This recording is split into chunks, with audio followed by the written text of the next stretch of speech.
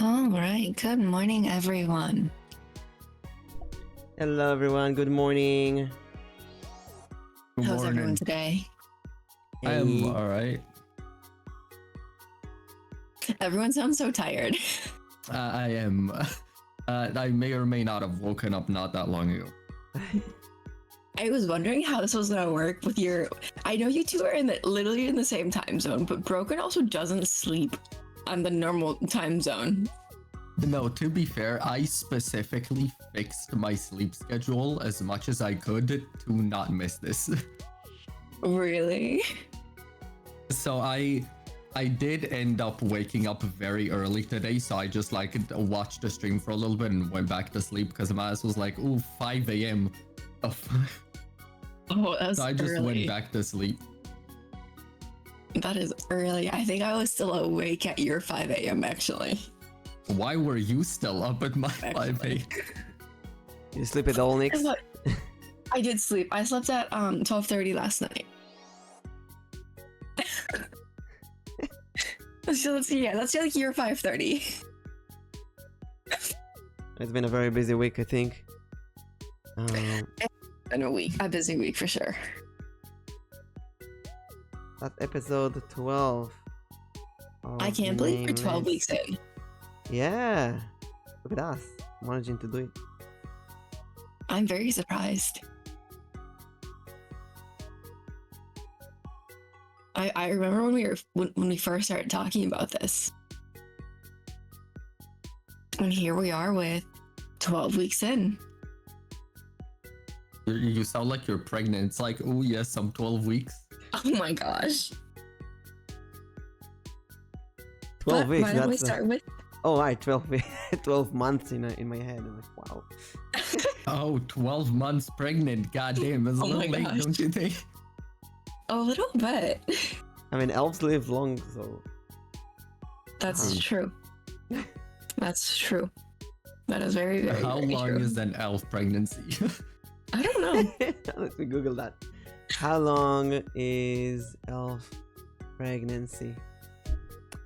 Oh wow, elves can be pregnant for 100 years. What?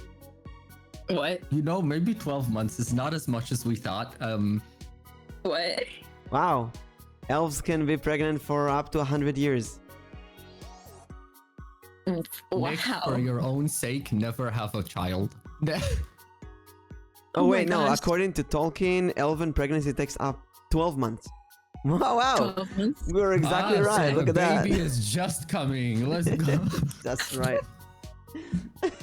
Where did the 100 years come from? I mean, where did either of those numbers come from? Whoever saw an elf pregnancy? And that's the That cool is- thing about lore of fantastic creatures. Like when you go into D&D, you see how they take creatures from Lovecraftian, which is American, and Lord of the Ring, which is British, and all kind of different British. British. British. Yeah, you can't say British, you say British. Or what? A bottle of water. That's the British way. That's so funny. There you got two people with Hebrew ass accents trying to make a different one. Library app 12 of Nix's channel. Hey Gerard, thank you for the lurk. Thank you for the lurk and thank you for the hydrate, Rui. I don't have water. I have water. I'll drink for everyone. I have coffee.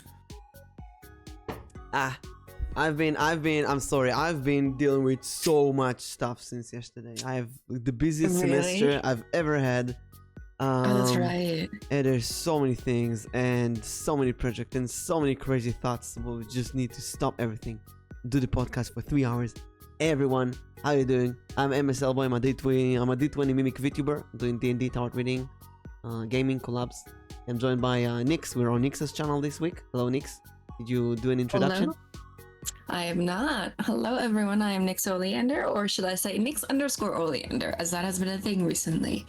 I am An underscore half-light- VTuber. Yes, _VTuber. I'm a half light elf, half dark elf. who does One Too Many Horror streams and a weekly podcast. And we are joined here with our guest, Broken Brain. Woo! Broken, would you like to introduce yourself? I will say nothing except that I'm a fallen angel. My lore is not yet released, so you don't get to know anything either. Oh, Secret lore. Let's go. secret lore rewritten, Secret. actually. You're in the car. Really? I hope you're not driving. Oh, in the car. I thought. Are you texting and driving? Well, I said it's in the car. Could be in the trunk. I hope In the trunk. He got kidnapped. Yeah. that's one way. I'm parked. Oh, so you were driving. Let's go. If Rui parked just to talk to us, that's amazing. Thank you so much. That's dedication. That's dedication. It's raining. Is it raining water? Is it raining men? Is it I raining mean, if it's dogs? raining men, I want to join. I want to pick one out. It's raining men. That's the beginning Hallelujah. of that song. Ghostbusters, hello. Welcome in. Let's see. Why don't we get started with some of our questions, actually? I actually thought this was going to be a really interesting one because, Mimic, you've talked about wanting to. It's Ghostbusters, not Ghostbusters. What? Let's see. Okay, what does it have to look? VTuber or face streamer? Because I know Broken. You used to be a face streamer, I did. and you switched to VTubing. And Mimic, you're trying to figure out if you want to stick to VTubing or go to face streaming. Yeah. I guess my question there is, for both of you, what's your personal experience from going to streaming with a camera to a model and going from model to camera? And why stick with one over the other? I mean, I've had great experiences with both. I feel like VTubing really allows you to be as creative as you want with creating your OC and your lore and your backgrounds and all that kind of stuff. But you definitely also get a closer connection with your viewers if you stream with a camera. So it is really up to personal preference and how much you care about, because some VTubers just don't want to show their face. So it is really just up to personal preference. I think that if you stream with a camera, for the most part, a lot of people get stuck to one game. And people don't really watch them outside of that one game. While in the VTuber community, people watch you more for the content that you bring in your OC and your lore, rather than the game you're playing.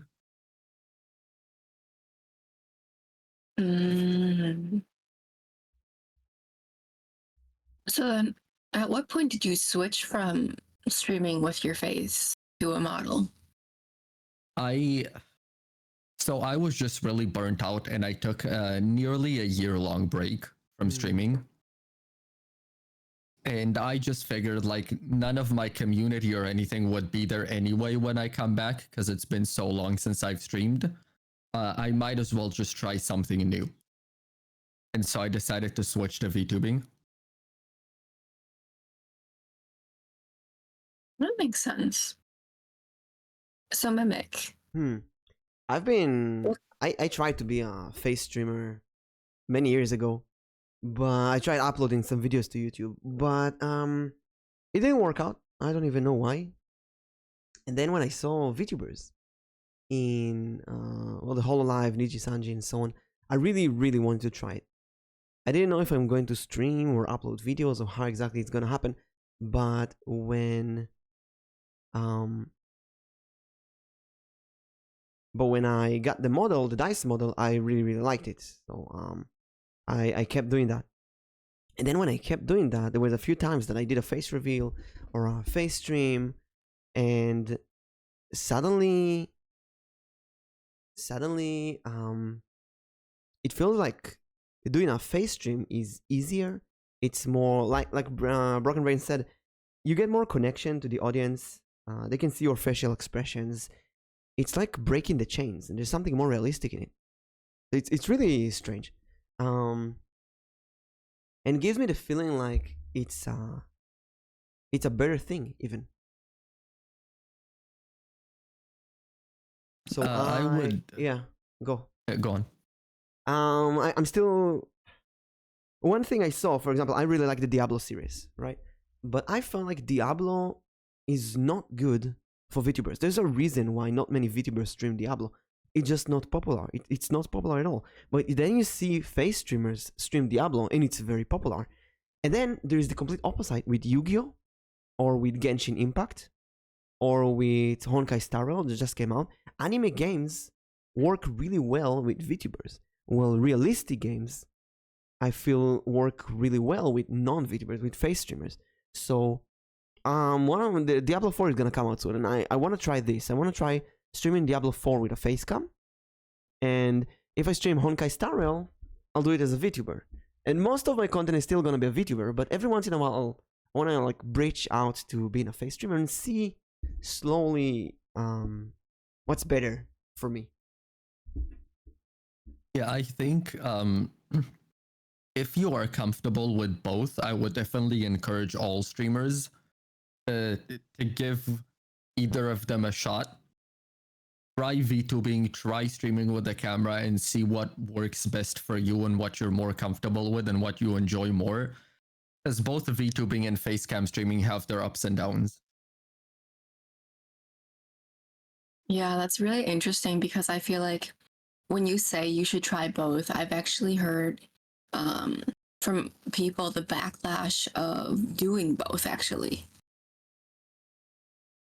Because you're taking away from one of the communities or trying to use both communities in order to gain followers, essentially. I mean, I think the VTuber community is extremely judgmental when it comes to that type of thing.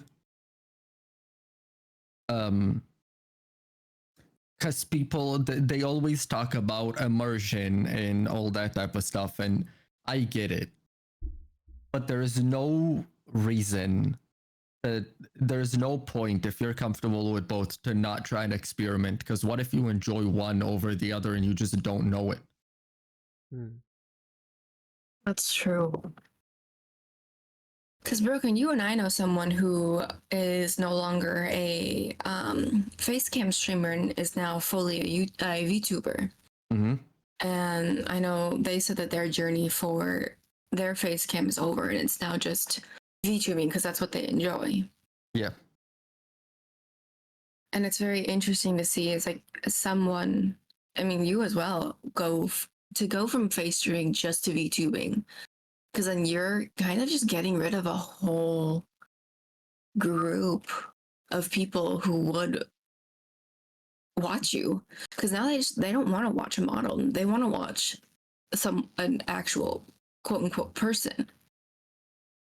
See, my issue when it comes to like with facecam streaming in particular, I feel like it's more of an issue. It's the fact of it doesn't matter if I stream with a camera or with a model, the community would be there if I'm playing the game that they want to watch. Because that's kind of an issue that I've run into when I streamed with a face cam. The streams would be exactly the same, but if I switched off of Call of Duty, suddenly my viewership would be like a quarter of what it usually is. So a lot of people within the facecam community watch for the game and not for the streamer. Okay. I think in VTubing it's actually the opposite. I was gonna say the same thing. Yeah, it's kind of interesting what you say because there's some like me personally, for example, I usually watch people for the content, for the game. But with VTubers, you can see Zatsudan, for example, the VTuber concept of just chatting, basically. That's something that people watch for the VTubers themselves. That's very popular with VTubers. That's very interesting. Do you watch for the VTuber or do you watch for the content?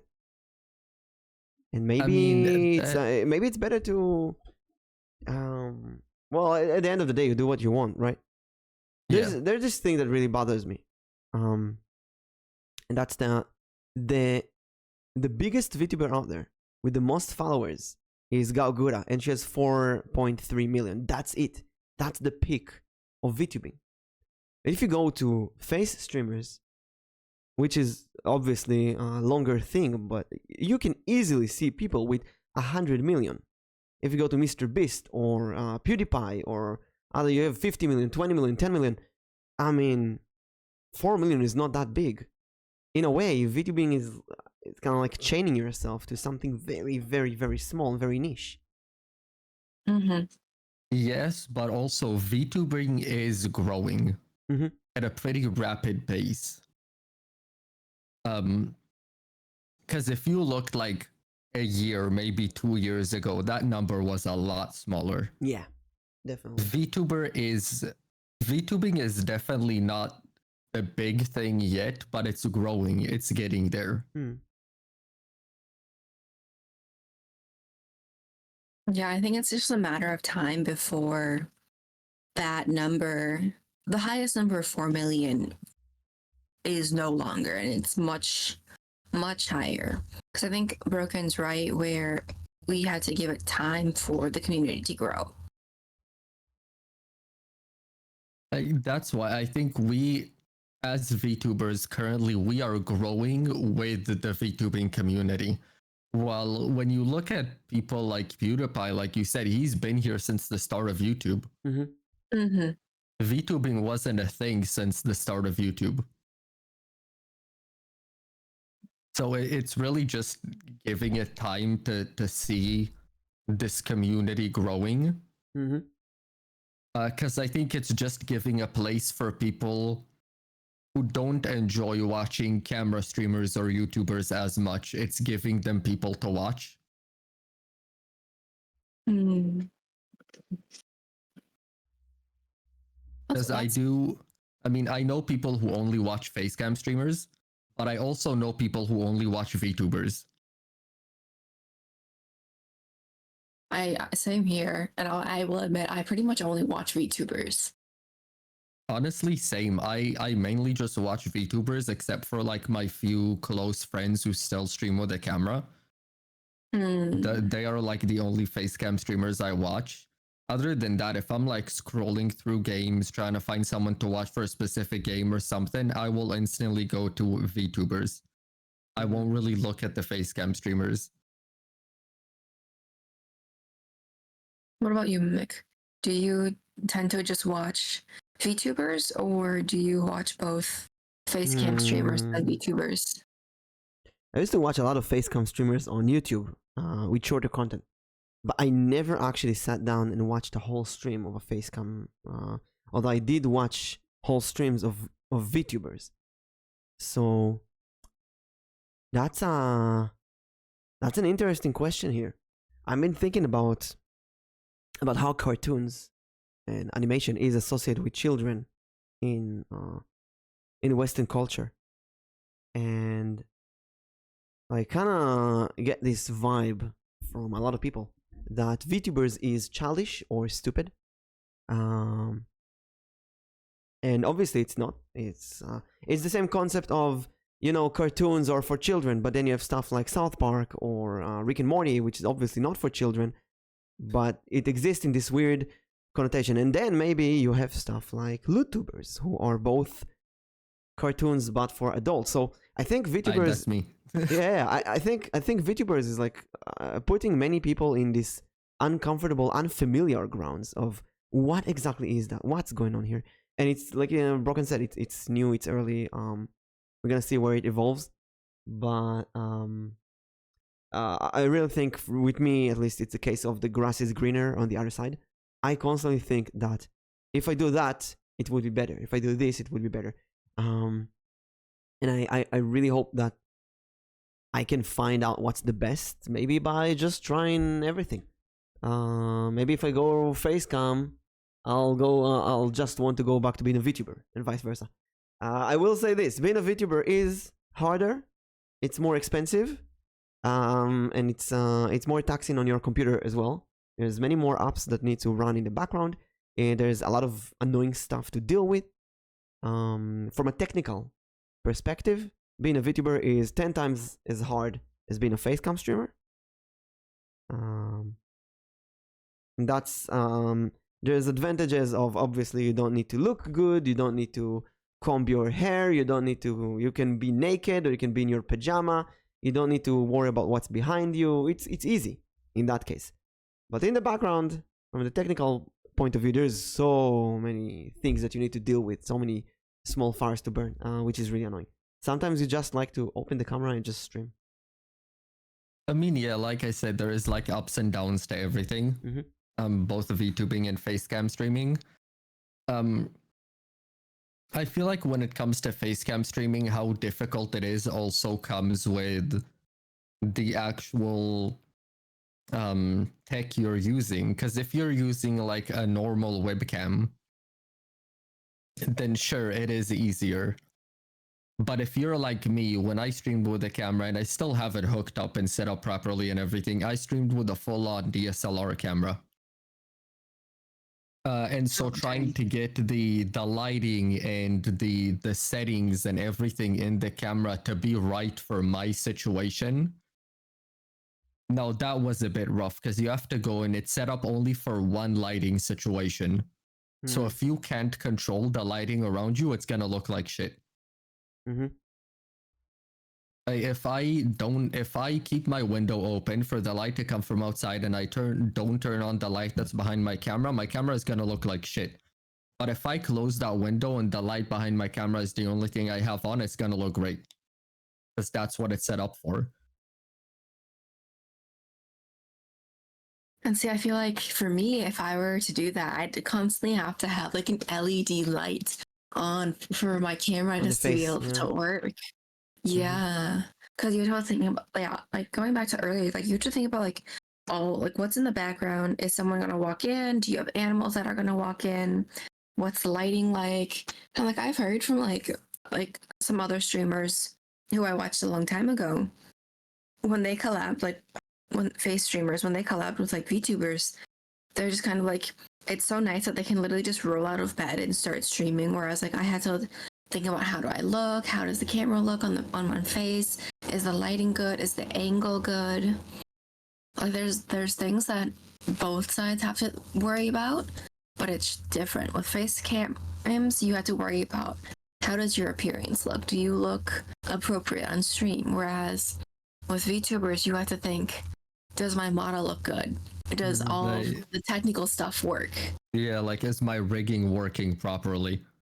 There's all of that you have to deal with when you're a VTuber, but then when you're a facecam streamer, you have to think about like the physical appearance.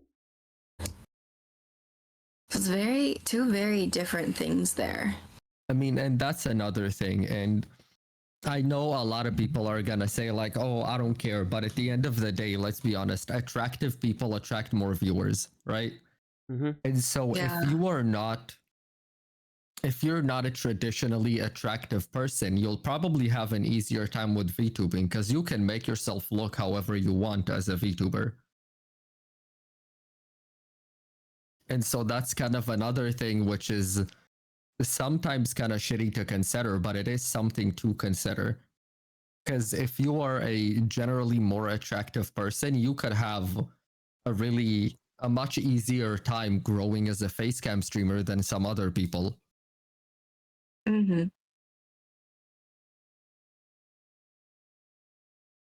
So then, for both of you, if you were to pick one to stick with after hearing all of this, would you stick with a VTuber or would you stick with a face streamer? I would probably stick to VTubing. I've tried both. I saw what I like more. I've considered the ups and downs of both communities. And I still chose to stick with VTubing, so I would probably just stick to that choice. That's a big choice. I don't know. I really don't know. Are you still undecided? Yeah, I think it's stupid as it may be. I would go with facecam, actually. I think VTubing might be easier to start, but in the long run, I think right now Facecam will have more potential, and it's just a gut feeling. But that's what I think. Who knows? Yeah, that is fair. We don't really know what's gonna happen in the future. We don't know. Mhm. I feel like VTubing is on a wave where it's gonna rapidly grow, but at the end of the day, we don't really know if VTubing is going to rapidly grow or if it's gonna fall off. But we do know that Facecam is big Mm-hmm. and it's going to stay big. Yeah.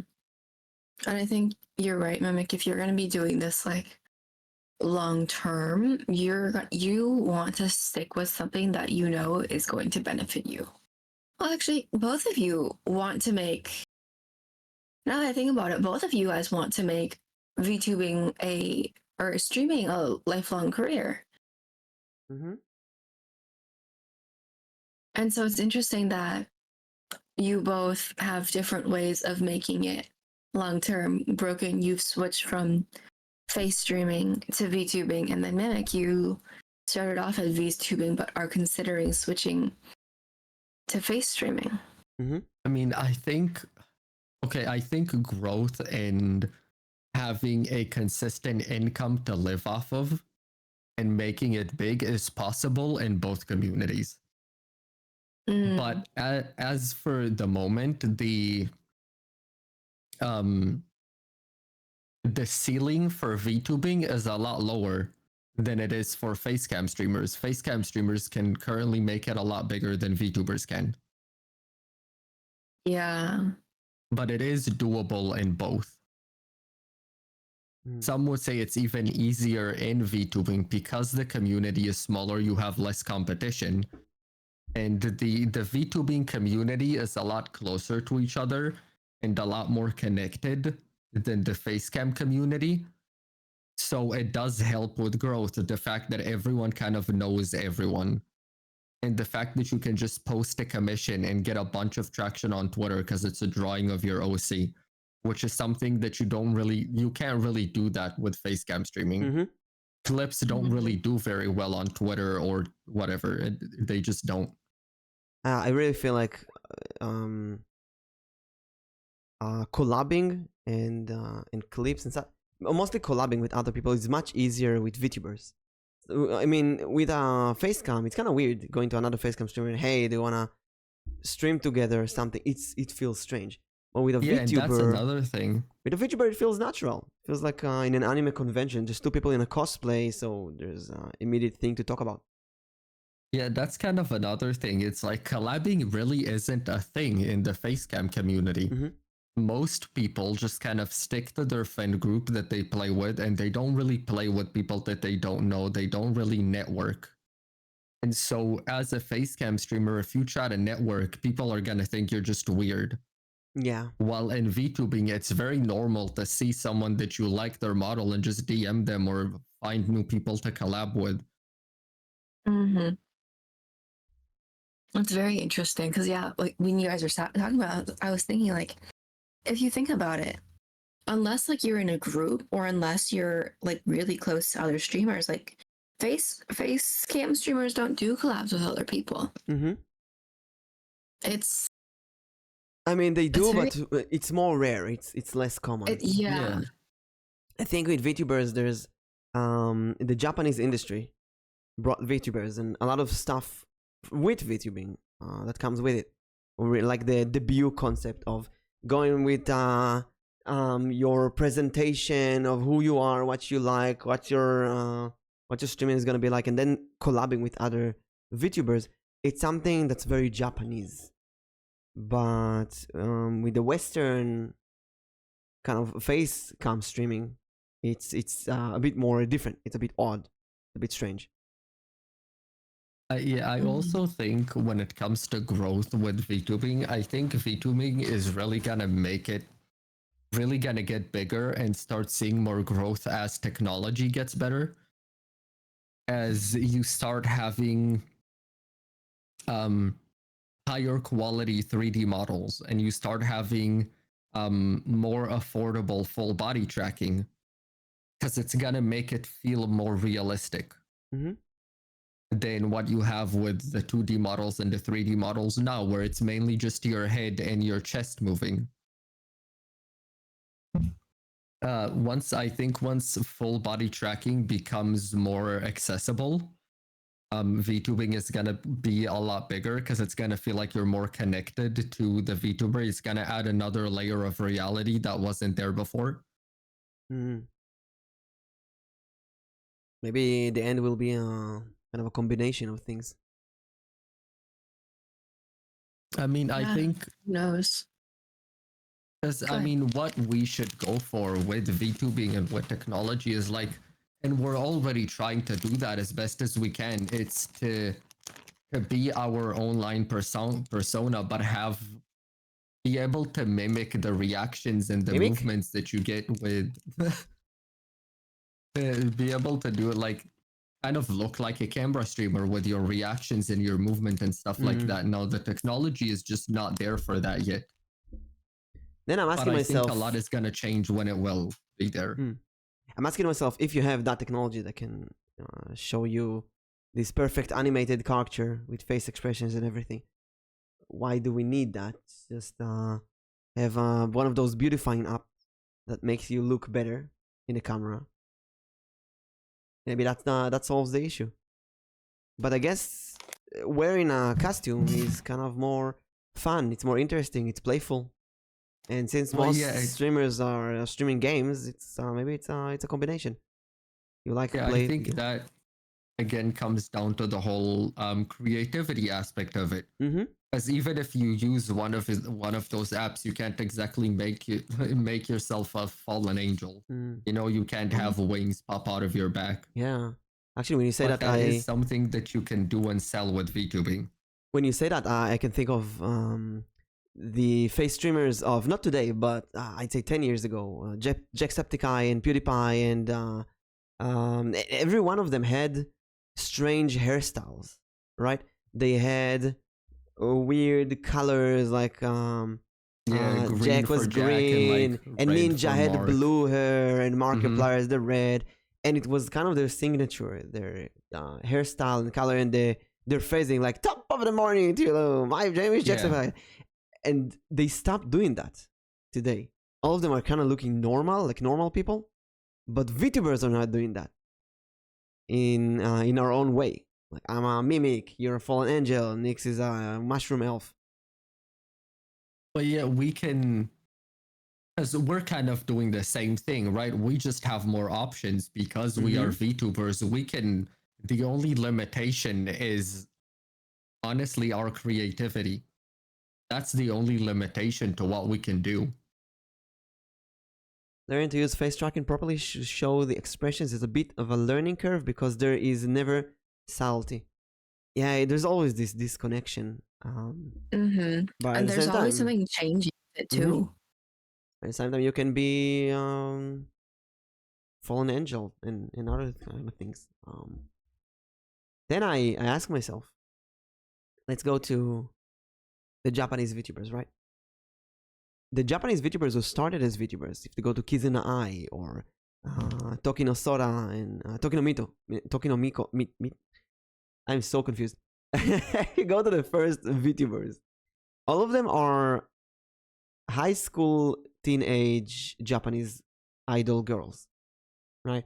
There's nothing special about them. Some of them are like AI or a time traveler, but they all look normal. And today have crazy stuff like angels and mermaids and dungeons and dragon monsters and elves and dwarves and all kind of other stuff. So we're getting the creativity crazier and crazier.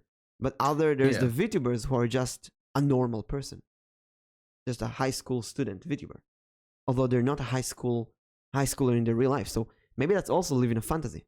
A high schooler VTuber can live in a fantasy of going back to being a high schooler. I think as time progresses with VTubing, the VTubers that do have the more mythical concepts will probably do better. Because I think that was just the beginning of VTubing. It was a way to ease into it, right? Everyone looks normal. They just look like people. But I think that now that people are getting more used to VTubing, it's probably gonna start leaning towards the people who have the more interesting concepts, like the D&D monsters or the fallen angels or the elves. They're gonna do better What do you because think? it's something that you don't get to see always. What do you think of facecam streamers who would go with that, like dress with angel wings and makeup, or be a vampire or mummy, and they will put on the entire costume before they stream, and they stream with that kind of cosplay every time? Oh, that's I mean, interesting. It's an interesting concept, and I definitely think that it could work. But I just don't think that it would sell as well. Just because it's gonna be very difficult to make it look right. Then again, I think of television, right? You have these characters. I'm thinking of Yuval Mebulbal is is an actor, right? He's a children's actor, and he has this character called Yuval Mebulbal. Basically, the confused Yuval. He's just like a confused Bobby or something, and he has this child's hat and colorful clothes, and like, I'm Yuval, and he's singing. He's very he is IRL SpongeBob is what he is. Yeah, he is SpongeBob in real life. Now, obviously, right, the real person behind that is not acting like that in real life. Yeah. But on television, he's wearing that kind of character and costume, who's completely different than him. And if he's gonna be a streamer, I can imagine him just wearing the costume and doing his character every single time. Take Barney the dinosaur, for example. He's wearing an actual costume. Obviously, the person behind it is not a giant, fluffy, purple dinosaur, but every time he's doing Barney the dinosaur, he's wearing that costume. So maybe that's something that we need to introduce to streaming. I mean, I think it could be interesting. It might be an interesting concept to see, especially if people can actually get high quality costumes. But I feel like that's going to be even harder than getting a VTuber model. Like getting a high quality costume that's going to look good is going to be more expensive than VTubing. You have to make sure, like, does it look good, and then does it fit? And then you'd have to continue doing modifications to the costume if you wanted to change things. And you have to be in the costume, wear the costume, and sweat inside the costume. Yeah, because let's say if you want to have, if you want to kind of lean into VTubing, let's say if someone was trying to be a fallen angel but he wanted to stream with a camera, getting wings that look right is going to be extremely difficult because you can't just have cardboard with feathers stuck onto it. It's not going to look right. They're much more limited in a way. Yeah. I mean, you're obviously objectively more limited. I can't have teeth and tongues moving out of my hat. That's not practical. I can't be a slime. But slime tubers can be slimes, obviously. I think both the VTubing and that are going to have the limitations. I feel like doing it with the camera is also going to be a lot more expensive. And most people just honestly would not be able to afford getting those high quality costumes that would actually do well. Yeah. Uh, With VTubing, even if you can't get a 2D model, you can still at least get a PNG. Arrow who is in our chat used to be a Flash tuber and became a VTuber, I think a year ago. Arrow, if you're still there. Are you there, Arrow? Oh. Can you tell us why you moved to being a VTuber? If he's there. There's a lot more people who went from face cams to VTubing. And actually, Arrow was very successful in the Portuguese community. I believe he told me that at one point he felt like he's limited to his own Portuguese community. He wanted to branch out to new communities to go English. And it's something that when I started as a face streamer, I did Hebrew content. So I edited my books on stream in Hebrew on YouTube. And I played some games in Hebrew. I wasn't confident enough in my English. And nobody really watched it, right? And maybe if I would continue, I would grow my audience slowly. But since I didn't see success immediately, I didn't care. as a VTuber, on the other hand, I felt like there's a giant world, and I got success very, very early on. There are so many VTubers who want to play D&D, and it was very easy to find collabs and find people to mix communities with. So Yeah, I think it's one of the reasons that I personally never streamed in Hebrew, because I know that the audience for people who speak Hebrew is extremely limited. Um, Hebrew is like one of the least spoken languages in the world as it is. yeah, And then if you think of the amount of people who actually watch content in Hebrew on Twitch or on YouTube, that's even less people. So there really isn't that much. You really can't go that high yeah, if you try to make content in Hebrew. You can reach maybe like the most successful YouTubers in Israel maybe are at like 1.5 million, and like that's kind of the cap. and that's so big. You see people like that, and you say there's like 3 or 4 streamers who speak Hebrew, and they reach very high. But you see their community; it's a lot of children and teenagers, and they usually do things that I find cringe, like they play sports game or they watch sports, and it's like, I'm not gonna do a lot of that. them just play FIFA and watch soccer. Like, I'm not gonna play FIFA on stream. Like, come on. yeah, I'm not gonna play FIFA in general, bro. Yeah. I should play FIFA just for the lols.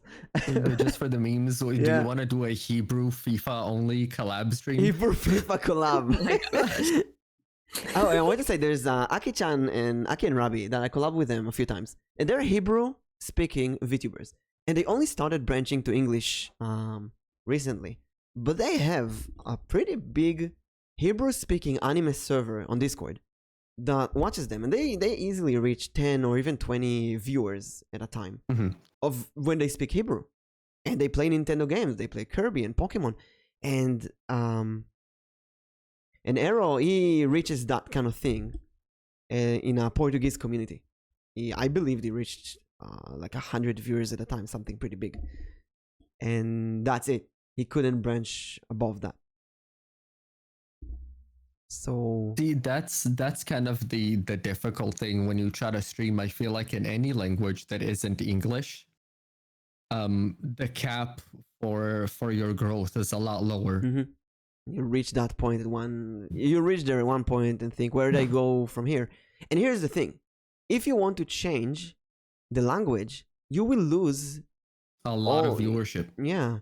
Last week we had Miss Virus, my VTuber mama, and she just changed the platform from YouTube to Twitch. And she also changed her main game. She used to play, I forgot the name, a big MMO. And what was it? AQ3? I forgot the name. No. But she used to play that, and she stopped playing the game. And she lost, she said, 80% of her viewers.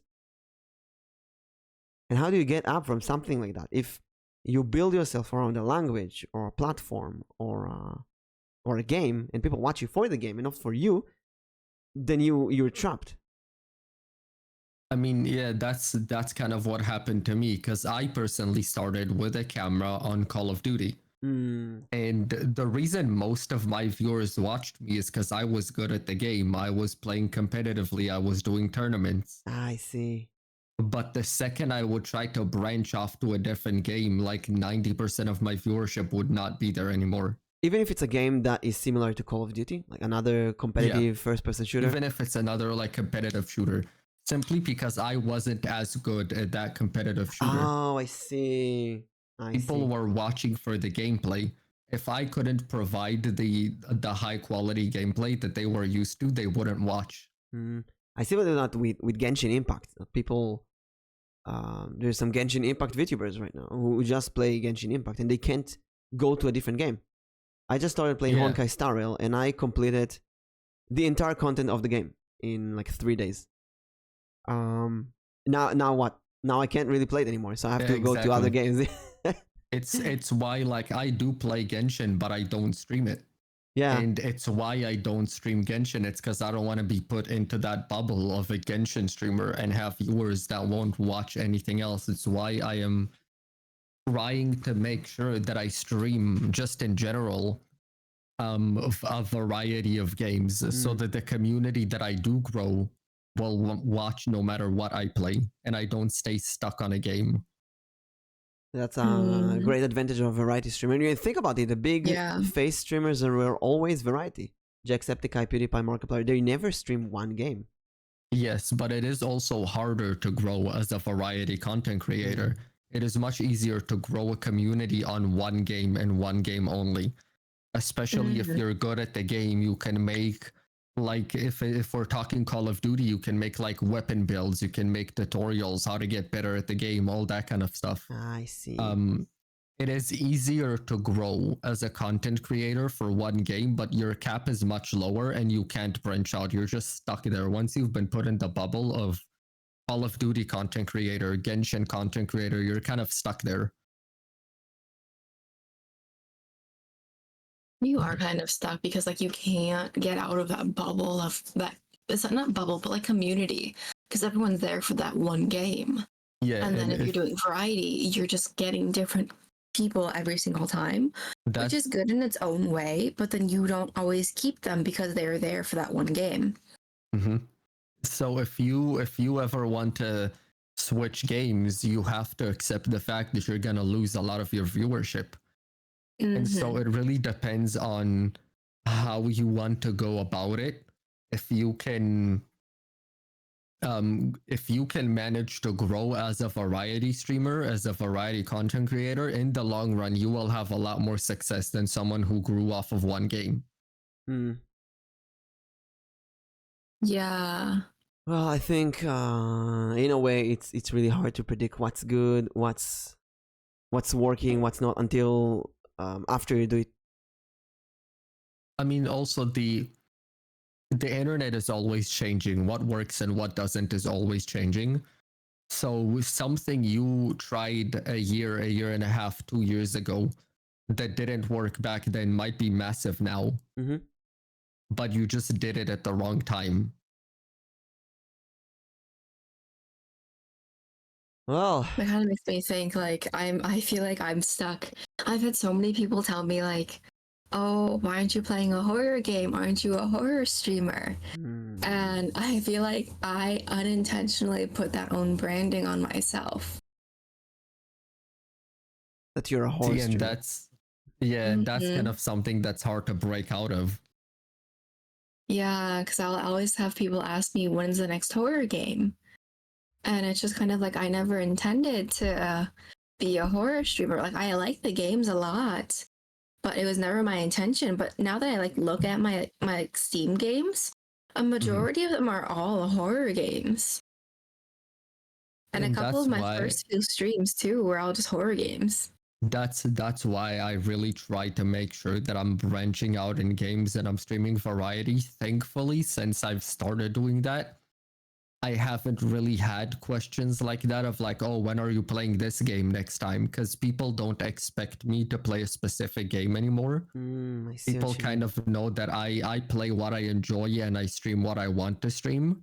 And for the most part, at least, most of the people that I see in my stream consistently join my stream. Doesn't matter what game I play, they're just there. I see what you mean. I kind of feel the same. If I look at my games, I would say that point and click adventure games have been something that I've been streaming a lot. And since the beginning. Because I grew up on these old quests that I couldn't own when I was a kid, and now I can play them. And sometimes it works, sometimes it doesn't. But when I think about it retroactively, it actually works. So I would say that many of my viewers like puzzle games or point and click adventure games, or the chill vibes of those games. Although I never tagged myself as a puzzle or a point and click adventure vTuber. But I feel like a lot of your community probably can tell that those are the games that you play. Yeah. Then again, when I play Diablo, which is I love Diablo. I played a lot. I usually don't get a lot of viewers. Diablo 2, Diablo 3, Diablo 4, I get very, very few viewers. But I really love the game. So I'm gonna have to, I guess, slowly build myself as a streamer who also streams Diablo 4. And I hope Yeah. that some people who watch Diablo 4, it's like I need the people who watch Diablo 4 need to like variety as well. And Mhm. that's kind of difficult because usually a lot of the people who watch you for a specific game will leave once you switch. Yeah. That's Yeah. why, like, I've been playing a lot of Warframe recently, and I have been streaming a good amount of it as well.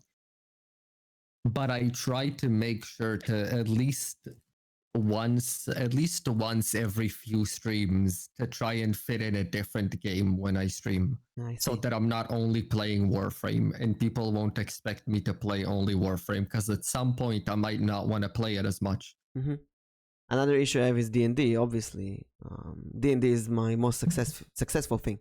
People watch my D&D. There's a lot of people who followed me for D&D. So when I play a game, it's strange for them. Like, what the hell? Do D&D, don't play a game. And I kind of remember before I was a streamer, like a few years ago, I watched this D&D vTuber who did D&D with other vTubers. Hey, Dream, hello. And after a D&D session, he would play a game. And I was asking myself, what the hell? Who would watch that? Why would I wanna watch you play a game? Go and do D&D. But then yesterday I played D&D with the Six Kidneys. And after the session I stayed there and I played this old point and click adventure game, a sequel to an old game. And it was actually okay. People watched me for a bit. I think, I mean, one of the hardest things about streaming is viewer retention. It's very difficult to learn how to keep viewers entertained. Yeah. Mm-hmm. But that just takes, it just takes time and practice as a streamer to figure out what people like and what people don't like. I feel like what you really should do as a streamer sometimes is just take a look at your own content and see in different streams what parts of it people liked and what parts of it people didn't, and you kind of take the best parts of yourself and show that on stream. You take the most entertaining parts of yourself and show that on stream, because that's what people want to watch. Mm-hmm. People don't want to watch someone VTuber or camera streamer. People don't want to watch someone just sit there and say nothing. That's not interesting. Unless if you're Well, then good in the that's the game. whole point of Zatsus. But Zatsu, usually Zatsudans or just chatting stream are kind of parasocial relationship inducing. They're kind of a boyfriend girlfriend experience in a way. I see many of them are like a cute girl VTuber sitting there and talking to these single guys, or maybe it's a hot guy who's talking to these single girls, and they're imagining they're on a date. And even if you're doing something like a bro stream or kind of like a big brother thing, it still gives the feeling like you're on a date, you're doing something a bit more personal. And that's something I feel with Facecam, it would be strange. It would be very, very strange. Yeah. I mean, because I feel like a lot of things, at least in the community that I'm in, right? I'm a fully 18 plus streamer. I'm very much in the YouTuber side of VTubing, right? Mm-hmm. If I were to try to do that with a camera, it would be very strange because it won't be as easy for people to try and just sexualize me if I'm streaming with a camera and not an OC. It's very easy for people to sexualize this drawing that they see on stream. Which is honestly just kind of my branding. I've also noticed that the VTuber community seems to work a lot better for LGBT streamers than it is for straight people. Yeah. Mm. Seen a lot of LGBTQ fairies, people with ADHD, depression, OCD, autism. These kind of people who may have been cast aside by community kind of find their place in VTubing. In the VTuber community, yeah. Which I think is naturally, as toxic as it may be, it's still more wholesome and accepting than some other parts. Which again brings us to... I think it's okay as long as we're not pushing anyone aside. Yeah. Yeah.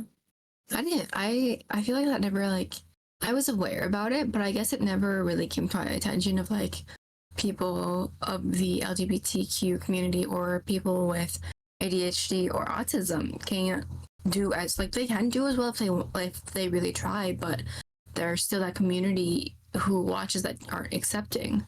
And so being able to stream with a model, a character, a PNG, they're able to hide that, which I think I never really thought about until now. It helps them.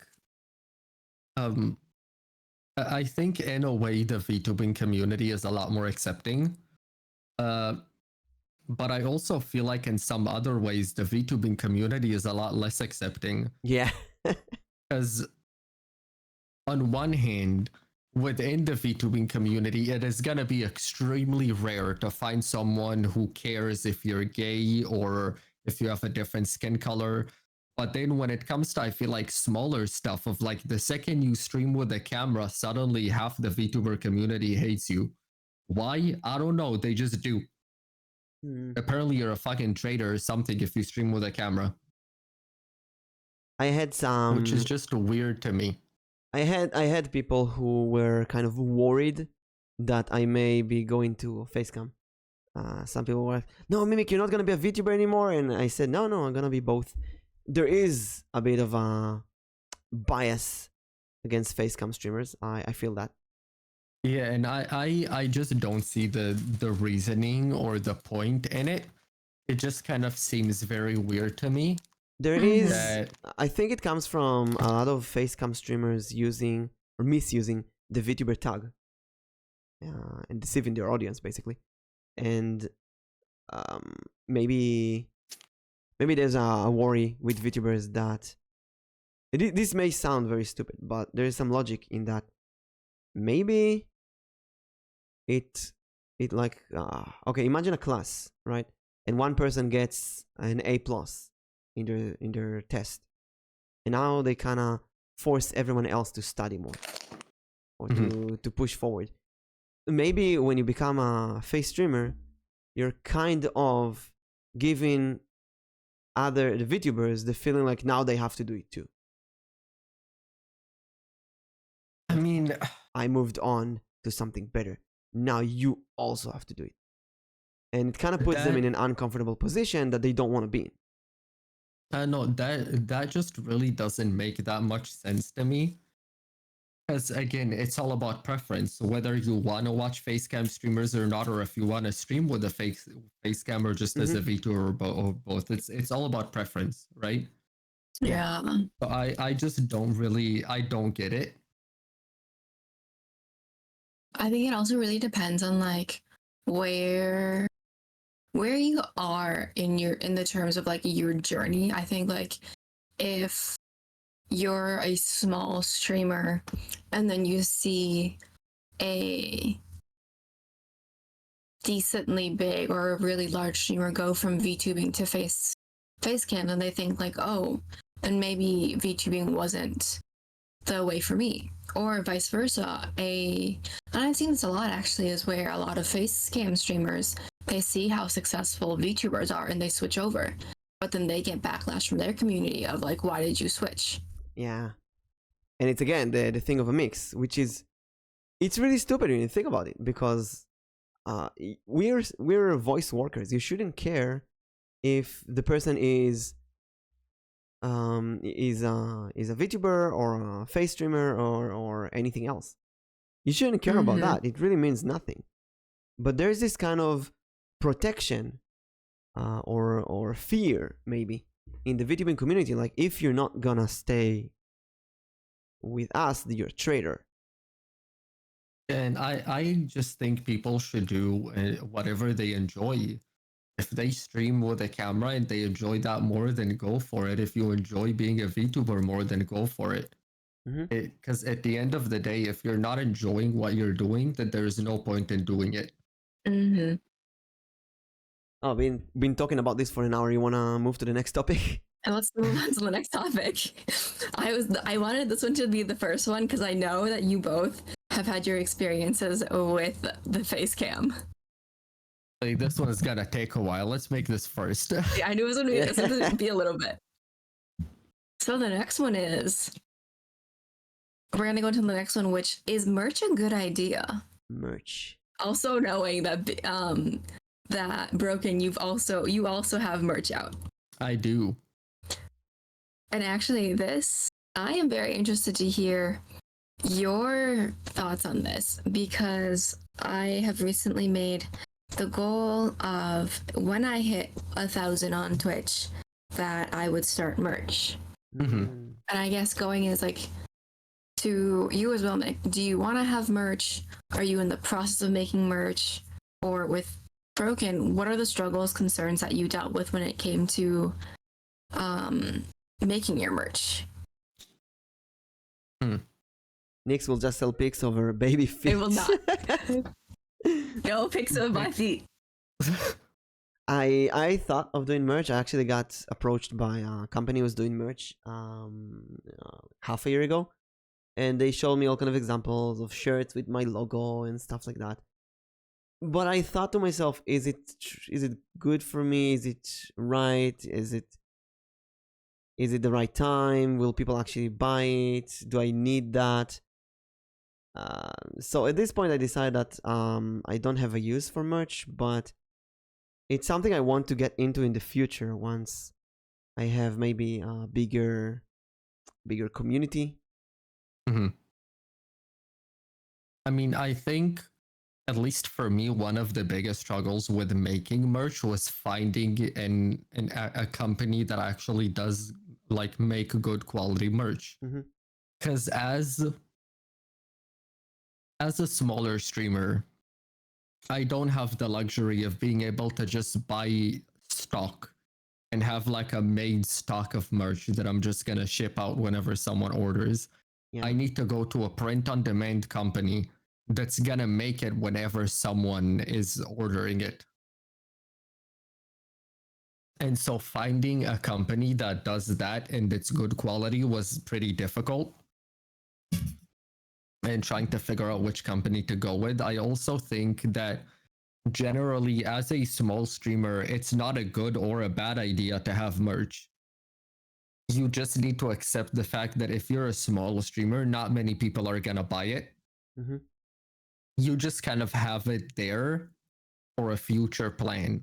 The way I see my merch is that right now it is there because it means that in the future, if I do make it, if I do grow, that's one less thing I need to worry about. It's already there.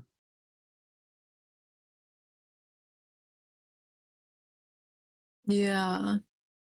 Because, like, I'm like, one thing too is like, for me, you need to have a community who wants to buy it as well.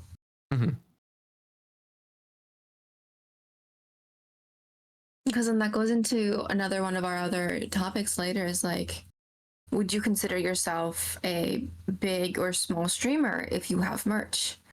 I mean, I see I don't smaller think merch defines. Yeah, I see smaller streamers with merch. I see bigger streamers without merch. I don't think having merch defines your size as a streamer. Because let's say one of the big reasons for me to make merch is honestly because I just wanted to wear my own merch. That's like fair. I just wanted to have a hoodie with my OC on it.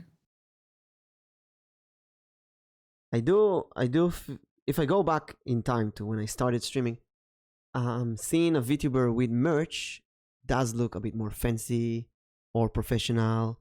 Gives you the feeling like they're more defined on their brand and platform and such. I think at the end of the day, there isn't too much to say about merch. It's more of like a future plan. It's kind of something that you can future proof. Because if I have it now, let's say if in a few months I somehow grow a lot, then that's one thing that I do not need to worry about. It's already there. Fair. I don't need to start looking into companies and making merch and stuff like that. If I wanted to switch companies in the future, I can do that after I take care of everything else I need to take care of. I see. So you do merch so you don't have to worry about it in the future.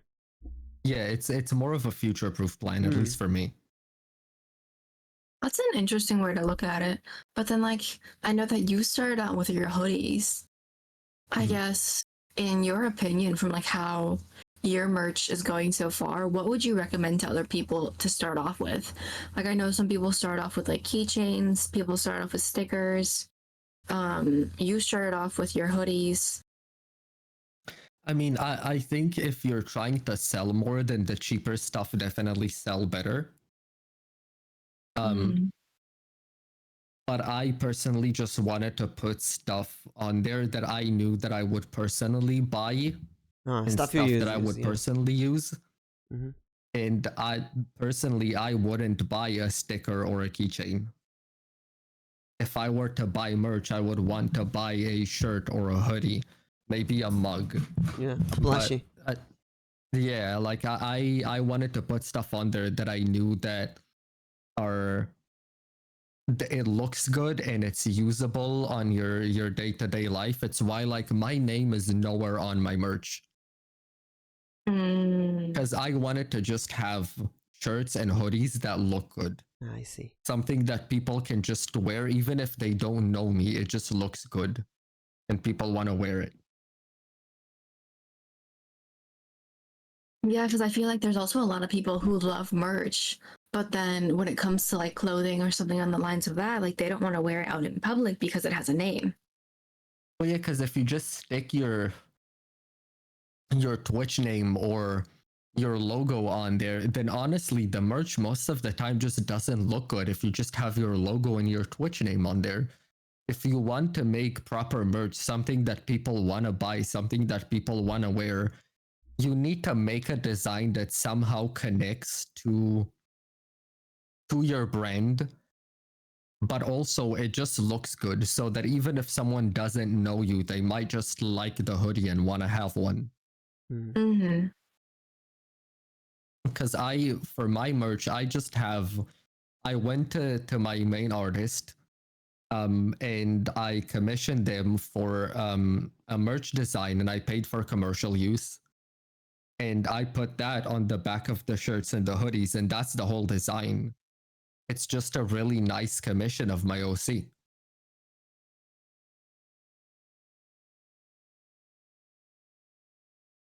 So, Mimic, if I were to ask you if you were to make merch, what is the first thing you would make? A good question. Maybe I'll need to make a new brand or something. Maybe just my hat with the teeth. Maybe the big eyes with a 20. My face with Oh, a 20. Have to think about it. Have to do designs. Maybe I'll go to the community and give them a few design examples and ask them what they like. yeah. Nix, you have yours in your phone? You're using your phone, you're getting a phone message? No? Because we hear some, it's fine now, there's some crackles. Oh, I wasn't doing anything. I was turning back and forth with my chair. Next, your chair is loud. It's the chair, man. Like I'm just turning back and forth on my phone on my chair. Now it's okay. My phone's over there. It's some Like- crackles. Poor Nix, every time she's here, like, don't move, don't breathe, don't do anything. But yeah, I've been like for a while now. I've been thinking of like stickers and like acrylic keychains, but I'm just like I'm really not sure. Like I keep on going back and forth on it. See, one of the things that I was thinking about, because I did have with the company that I worked with, I had the option to make stickers, right? But one of the things that I kind of thought about is like, Draw it already. Tickle me, Mimic. Tickle me mimic merch. Imagine yourself as a little plushie doll and just tickle me. Nah, I want underwear with that like written on the ass. Oh my gosh. Tickle me, Mimic boxers. Yeah. Would you wear them, Alnichi? 100%. Oh my gosh. I would make boxers on my. That's a cool merch. Boxers. You know, someone is wearing you. You can use them yourself. My next merch idea, I'm gonna make boxers where on the asshole it just says brains property. Oh my gosh. Oh my gosh. Broken, what were you saying? Oh yeah. So when I was making my merch, I had the option to make stickers as well. The reason I decided to not make stickers is because I felt like when would you actually use stickers? I wanted to put stuff on there that would be That's correct. That's a good usable or wearable. Who uses stickers? Yeah, it's something that Mm-hmm. I always wondered about. I mean, magnets, maybe you could put them on your fridge, but stickers, who uses stickers? And I always Yeah. thought, with like sticker merch, why would I use sticker merch? I don't know. It's strange. I feel like stickers is something you buy if you're like a really big fan of the person. Yeah. And that's not something that I wanted for my merch. Because I do have like I don't have stickers, but if I remember correctly, I have like posters and stuff, right? Mm. But that's again Mhm. because that whole merch line is just a really nice commission of my OC. So even if you don't know me, it just looks good to have on your wall if you like the style of it. But when it comes to stickers, I feel like you only really buy that if you're a big fan of the content creator. And that just isn't what I wanted to put out. Then what do you do with the stickers? Yeah, exactly. I'll be You honest, put I them have a on your little table, drawer. then you switch table. Yeah, I honestly have a little drawer just full of stickers. I don't put stickers on anything. You see, so it's like, so they're gonna sit there and collect dust. Like, Mm. Let's see. Brain That's says. why, like, Dream says. yeah. Just my 5 cents on the topic. If I would go for merch, I would start small, especially if I go for stuff which is cheap. But I'm the guy who wouldn't pay $60 for a shirt or stuff like that. Mm-hmm. Because some people just don't want to put the money out for that. And so it's just like starting out small, seeing what people like, and going from there. But then kind of like our conversation just now is like, it's rare for someone to use stickers.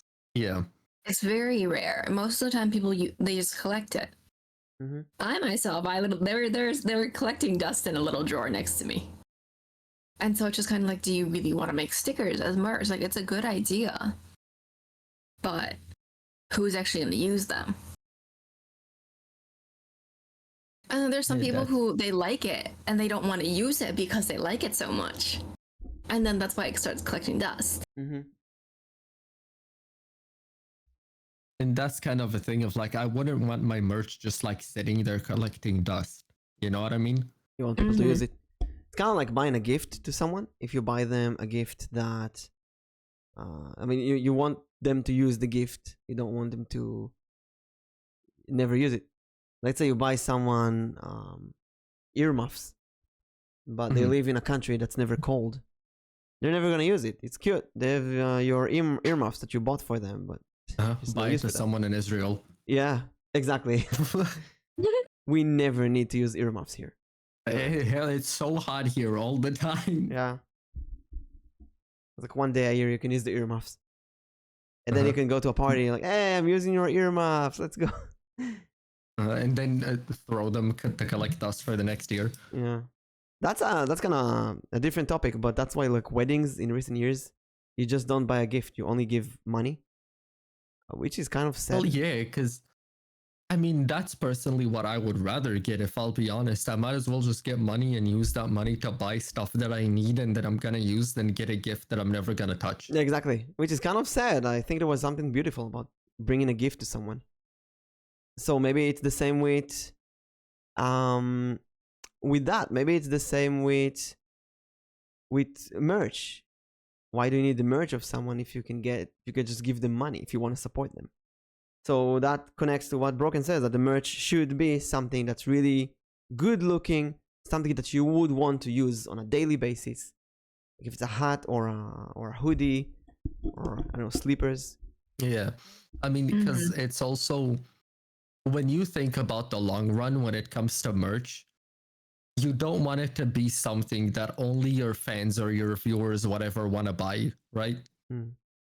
Because a lot of the times, you know, you want it to be something that can just kind of go around. You know, you had viewers buy it and they walk around with it, and people like the look of the shirt or the hoodie that they're wearing, and they ask them where they got it, and then they go and buy it, you know, a shirt or a hoodie, even if they don't know you, just because the design is nice. So it's also a way to branch into new viewers, new audience. Yeah, that's what you want. Because also, if you think of like monetary reasons, right, and that's something that people don't like talking about, but if you actually want to make it as a content creator, you have to think of the monetary value of things. Mm-hmm.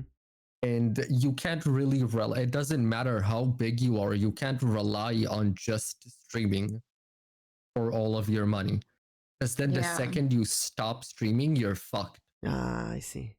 So you have to have other sources of income, some that don't even relate to your branding and your streamer career, maybe stocks or renting out apartments, maybe having a whole different company that sure you use your brand to put the name of the company out there, but that's a company that can keep rolling and making money even when you're done content creating just because it's good. Mm.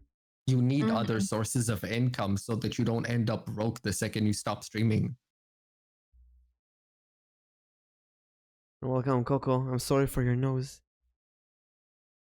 You have so many noses. So then for both of you, since you want streaming to be long term, do you intend to have another job while streaming? If you're able to make your income from Twitch. Mm-hmm. Well, if I am able to make my income from Twitch, I intend to um take some of that money every month and put it into different things that could make me passive income. So that by the time I am done content creating, I can rely on that passive income to live. Mm-hmm. I can rely on the money that's coming in from whatever stocks, renting out apartments, and other companies that I will decide to open when the time comes to make me that income, so that the portion that I actually make out of content creation isn't that big of a portion out of my full income. Also, if for some reason you stop streaming, like you said, let's say Yeah.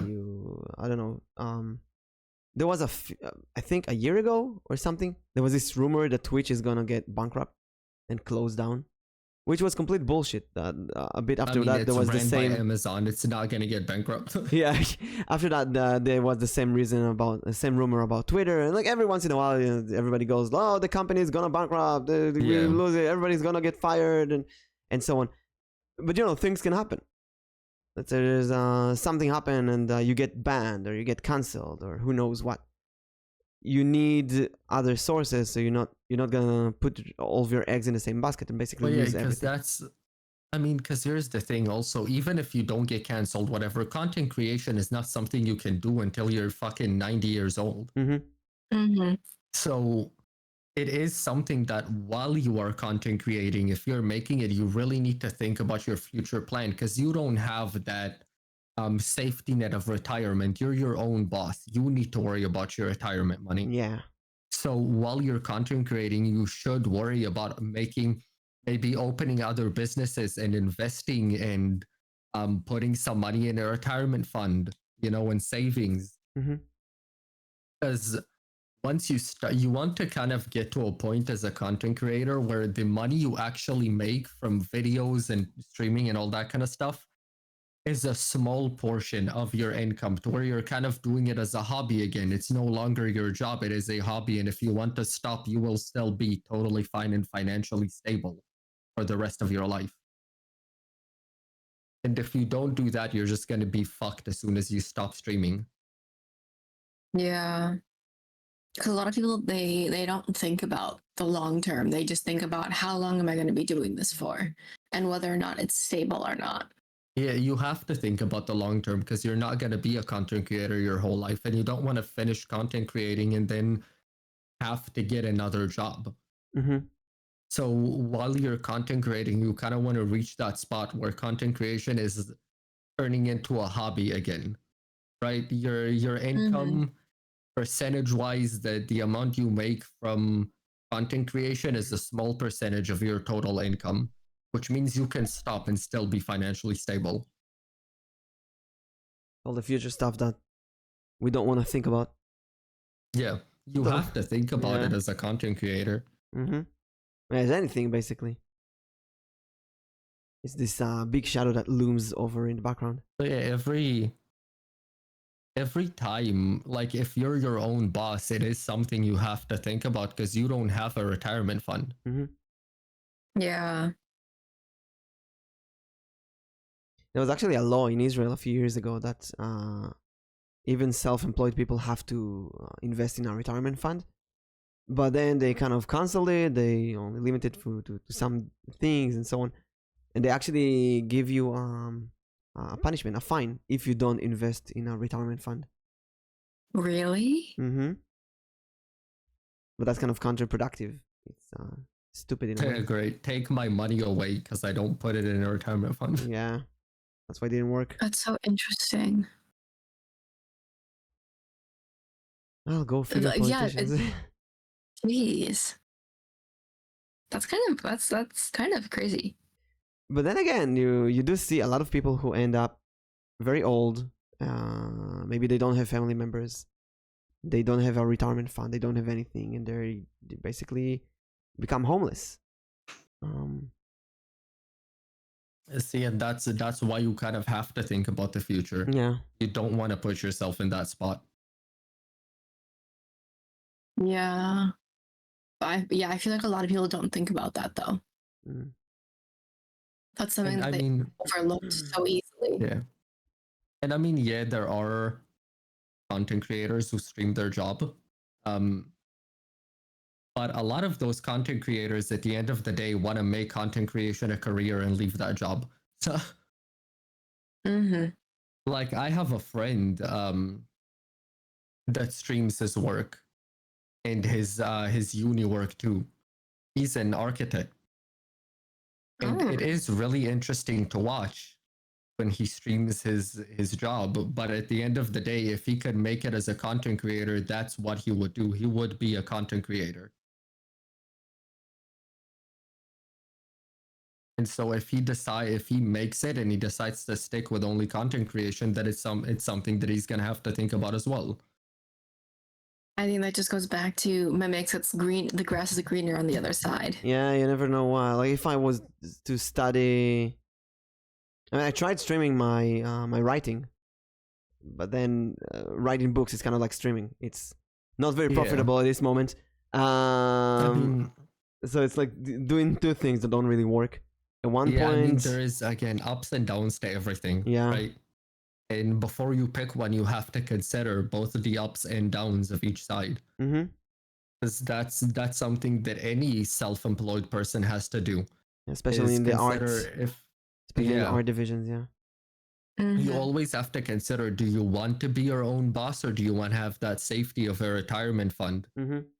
And like, you just have to. You can't just be like, oh yes, I'm gonna be my own boss without considering all those stuff.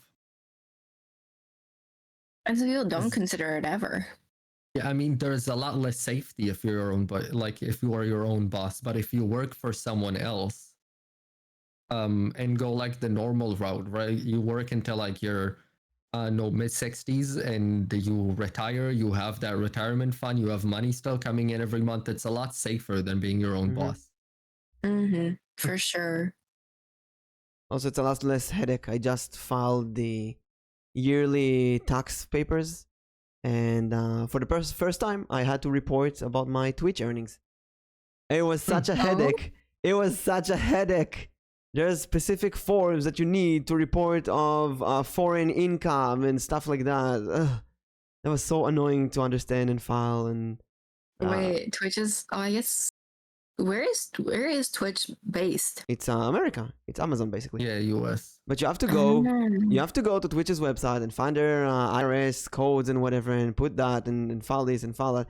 It's so annoying. It's really annoying, and nobody's gonna do it for you. If I were in a company, they would do it for me. That's easy peasy. I used to work in. I still work in a D&D company, but I used to work them as like a company employee and not a self-employed Mhm. person. I'm self-employed, and it was so much easier. Yes, you get a bit less money, but they do all the annoying parts for you. Mm-hmm.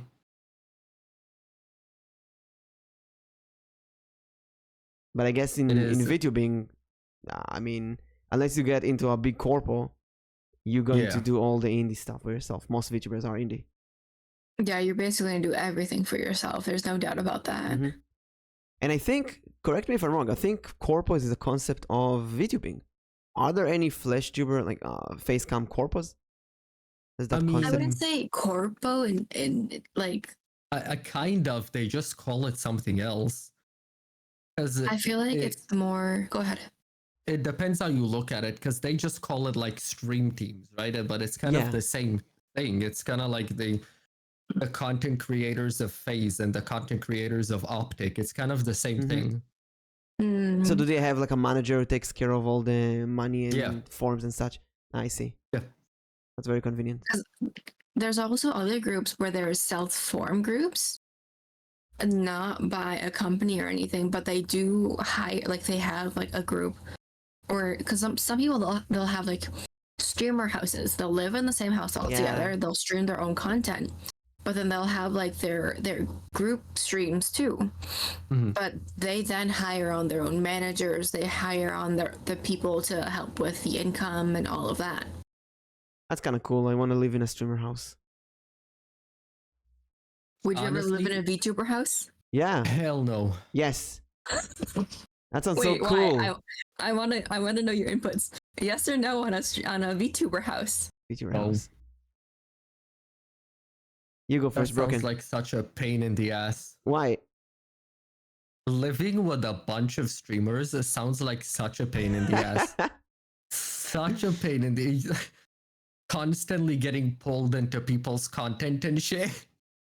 That sounds so much fun. Although people might prank you when you sleep for their content. Oh my gosh. 100%. Today we're going to film Nix's baby feet. No, not my feet. Hey, can you imagine they will walk into your room while you're sleeping and take pictures of your feet, put it on OnlyFans? Oh my gosh. But then the next day you can do it to them. Free the feet. I think the fun thing you could do if you live in a streamer house though is like you could always just get on each other's setups, like just stream with a different VTuber on a different channel. Hmm. Like, can you imagine you're collabing with someone, but you're on his account and he's on yours, just to confuse people? I That'd think- be interesting. I think VTubers and streamers in general need a lot of support. Mental support, surrounding environment support. If I go outside, I don't really have people here that I can talk to about this. People ask I me feel how's the internet, how's this, how's that. Nobody knows what a VTuber is. Dude, all the time. It's like, Yeah. how is this like Twitch thing going? And it's like, With really, my it case, doesn't matter how much I tell you, you're not gonna get it. So There- what's the point? in my case, they don't even know what Twitch is. Like, how's the internet? Dude, How's so, the How's the like internet my stuff? brother comes up to me and he's like, "Oh, do you have like hundreds of viewers yet?" And I'm like, "Do you think I'm a massive streamer?" Like, And it's so frustrating to have basically no one. But if you live in a VTuber house, then you're yeah, constantly you always have people who surrounded. get it. Yeah, you're constantly surrounded by people who get it. You eat dinners together and they can say, oh, I'm gonna stream this game, I'm gonna stream that game. You can easily collab with people if you want to. You can easily support people. Someone goes and say, hey man, I didn't get viewers today, I'm so depressed. You can just sit with them and talk face to face, like not, Yeah. and there's also the matter of having constant technical help. Let's say someone's Yeah. microphone doesn't work. Oh my god, can I borrow your microphone? Can I borrow your keyboard? Can I do this? Can I do that? It And sounds it's not so even convenient. just that. It's like, oh, something is like messed up with your PC. You have a group of streamers that all kind of know their way around the PC to try and help you figure out what the Exactly. problem is and fix Mhm. it. And think that there's I feel the urge when I do that, when I live with a bunch of streamers, I feel the urge to buy new stuff and surprise everyone. Like, hey, I got this new, I don't know, mouse pad. I used it once, I don't know if anyone wants to use it. It's like you live with family. It's kind of crazy. But yeah, because a lot of us are like, I mean, I feel like a lot of us are, a lot of VTubers are like tech nerds. Yeah. So If you ever have Yeah. any issue and you're living in a VTuber house, you have like 6 other people who are also tech nerds, like looking at the PC, pointing out the problems that they can tell. Exactly. There's this manga. How does it call? I shaved my beard and started live streaming or something. Um, it's about this guy who used to be a streamer and then he stopped and now he's living in this house and everybody in the house is a streamer. And it's so cool to see that. Imagine that you have a YouTuber and you have this girlfriend experience streamer and you have this Big Brother streamer and you have a VTuber and you have a bunch of people. It's really, really cool. You have a YouTuber in one room, a PG-13 streamer in the other room. Yeah. You're watching the PG-13 streaming and you hear yelling from the other room like, I want a fucking dick in my ass. I feel like that's how it is when I collab with you, Broken. People come for 100%. the 13 for like say so content, and then it's suddenly that. It's no different from like someone comes in, Nix is being say so, and suddenly I'm like talking to Chad, and it's like, damn, I want someone to come in my ass too. I actually Coco in chat says something really interesting. Living in a content creator house would probably be a bad idea for me because I get cancelled, other might also get cancelled since we're in the same house. How do you deal with that kind of thing if one of you is cancelled in the worst case? But you know, from my it's different when you live with people in real life. But from my experience, you VTubers can argue about some really stupid and childish things. And it's really easy to lose. The VTuber community loves drama. It's yeah, they really do. So what happens if you get cancelled and you live in the house? What if someone tells you, "Hey, you got cancelled, you have to move out"? Yeah, I feel like that's what would happen. I feel like they would push you out. Or maybe, maybe it depends on how much you know them. What have you done? Well, yeah, I mean, I feel like it does depend on what you've done because I feel like also as VTubers, a lot of us understand that people get cancelled for very fickle reasons. So I feel like, I feel like it really depends what you got cancelled for. If it was a genuine reason to cancel someone, then you'd probably get pushed out. But I feel like if it's something stupid, that's not gonna happen. What if, here's another example. What if someone else in the house gets cancelled and now people tell you, hey, you live with them. Well, what's up with that? I mean, again, it depends on the reason. Because I'm also very much a person like I will share my opinions. I don't care. So if I think someone got cancelled for a stupid reason, I'm gonna stand up for that person if it's a friend of mine. So if you got cancelled for a serious reason, would you stay in that house? Would you move out? Would you tell them to move out? If someone got cancelled for like a reason he should have been cancelled for, like some fucked. If it's something like that, I probably would be like, yep, you gotta go. You gotta leave. And it's such a messy situation. It's actually living like a family, but a family of celebrities. I mean, I feel like most people who get cancelled for really dumb reasons. Yeah. But you don't want that. Most of the time, that's pretty much what it is. Yeah, you don't want that in general. Like, if someone it happened to me a few times that someone I follow get cancelled suddenly or gets into drama, and I don't know how to react to that. Do I write something? Do I ignore that? My go-to is usually ignore. Yeah, but it's like someone that you follow, maybe someone that you collab with. How can I ignore it? It's not fair to them. I need to put a stand. I need to help them. I need to defend them. Maybe I need to. If I can't defend them, why do I follow them? Maybe I need to unfollow them. That's a strange situation. You see, and there was another point in chat of like, what if someone who lives in the house gets a partner and they've been with them for a bit and they want to move in with them? Do you let them move into that house or do they need to move out to be able to live with their partner? That's the Yoko Ono situation, from the Beatles. You see, now that's another like rough situation. What do you do then? Yeah. Because then you also, another thing you have to think about is, what if that person's partner isn't also a content creator, right? So what if they just want their privacy? They don't want to live in that content creator house. They just want to live with that person. They have just like the normal job. They just want to have their privacy and their partner, not every other content creator in that house. Yeah, I guess that's something for the couple to consider. But then it's weird because content creators are usually prone to more crazy things. And if you have a house with those kind of people, then the entire house is prone to more crazy things. Mm-hmm. Mm-hmm. It's why, like, if I were to live, especially if it was outside of Israel, right? If I were to live in a content creation house like in the US, I would not be comfortable if someone else who also lives in that house is more open about where he, like, the state he lives in, for example. I would Oh, not like be comfortable with it. doxing, for example. Because what if you, like, now with me being in Israel and being a small content creator, I don't really care if people know that I'm in Israel, right? Yeah.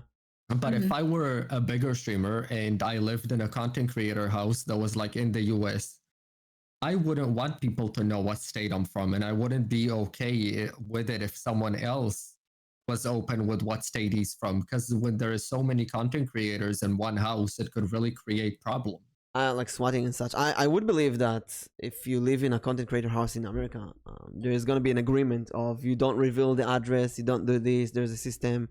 But there is a big risk that someone might reveal their address or, I don't know, get... Yeah, I think that's also one of the... If one get doxed, all of you get doxed. Yeah, Exactly. I feel like that it's one of the cons of a streamer house, but I think it is, in a way, it's one of the pros of a VTuber house. Because if none of the VTubers ever do a face reveal, right? If no one really knows what you look like and you live in a VTuber house and no one shares the state you're from or anything like that, then no one really has a way to know where you're from. They don't even know what you look like to be able to recognize you when you walk out in the street. Regardless the outcome, it sounds like a really cool idea that I want to try one day. Yeah, I feel that, and I feel like if I were big enough, maybe I would give it a shot, but I really don't think it would be for me, just because I really do like my privacy. And I feel like it's not even just a content creator thing, just the more people you live with, the less privacy you have. Yeah, naturally. But then you pay less rent as well. True. Any content creators, any VTubers in Israel? Just start making a streamer house. It's time to do a streamer house. All right, who else do you know in Israel? I know Aki and Ravi, but they're very private, for example. I know Meru. I can talk to Meru. And there's the idol girls. There's not many. There's a very few people. It would be so weird to live in a streamer house where everyone speaks Hebrew. They'd be doxxed. That would be that's a big so weird. So quickly. Yeah. But that would be so cool. You can do Hebrew streams. It would feel so strange to live in a VTuber house where everyone speaks Hebrew. I want to say that as someone who lives in Israel, it's very hard to explain how chill this country is. I'm not afraid of doxing myself. I'm not afraid of revealing my address, my everything, because swatting and stuff like that, it just doesn't exist. It's really not a thing here. It's not a thing. If you call the police and tell them to swat someone, it's just gonna laugh at you. They're not gonna... It doesn't exist here. And I live in such a small town, nobody even heard of. So it's like, it's the complete opposite. But then again, if you go to America, you have to switch the mentality. Because there it's the mindset. really... Yeah, the mindset is very different. I feel like one of the reasons I can be so relaxed with people knowing that I live in Israel, or even what city I live in Israel, is the fact that Israel is very small. And so the chances of someone actually going out to my city to find me is extremely small. And even if they do, what will they do? Yeah, what you gonna do? You can't swat me. It's Israel. It doesn't work here. Yeah. I mean, the chance of someone that's kind of obviously there's been people who got hurt. Rarely, but it happens by streamers. By not streamers who got hurt By swatting, yeah. by not just Mhm. swatting. I mean, it's just there was a girl who got stabbed in America, in Japan. Sorry, it can happen. Right? You can get attacked. But I think, like in Israel, at least, that's the equivalent of getting run over by a car in the street. So random. Yeah. It's That's the same chance. Oh, the equivalent is bad.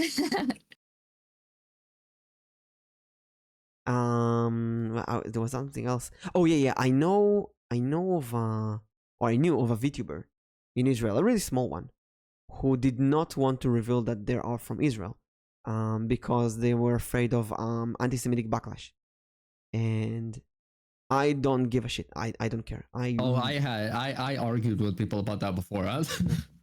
I rarely encounter anti-Semitism online. Thankfully, it exists. There was a stream I collab with someone, and chatter said "fuck Jews."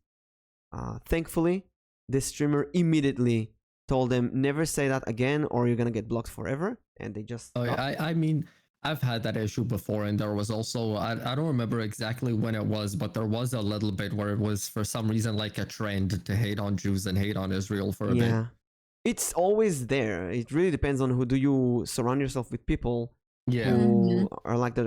I know of some Jewish content creators who constantly advocate in favor of Judaism in the way that they quote retweet anti-Semitic messages and send people to hunt those tweeters down. But then you also kind of asking to Yeah, I don't agree with that either, because you're just You're for asking one, for you that. are putting yourself. Yeah, you're asking for it. Yeah. So I know that content creator, the first one I was talking about, who I talked Hebrew on their stream, and they're like, please don't do that. They send me a private message. Please don't do that. I don't want people to know where I'm from. That's so interesting. Kind of made me feel lonely. Made me feel really lonely. Because it's enough that we're I really was small. honestly thinking of doing like a Hebrew only collab just because I think it'd be fun. Yeah, that would be hilarious. Mhm. I have Speak Hebrew Redeem in my Twitch. Which I had a redeem for it, but it just feels so weird to speak Hebrew when no one can understand It it. feels really weird. But then you have some people who say the funniest thing. Like some people say, "Oh no, he's summoning demons," or Oh yeah. Oh, or I remember that. there's some people that actually find my accent, my Hebrew, sexy, which I love. Oh yeah, What? I've heard that before. Yeah.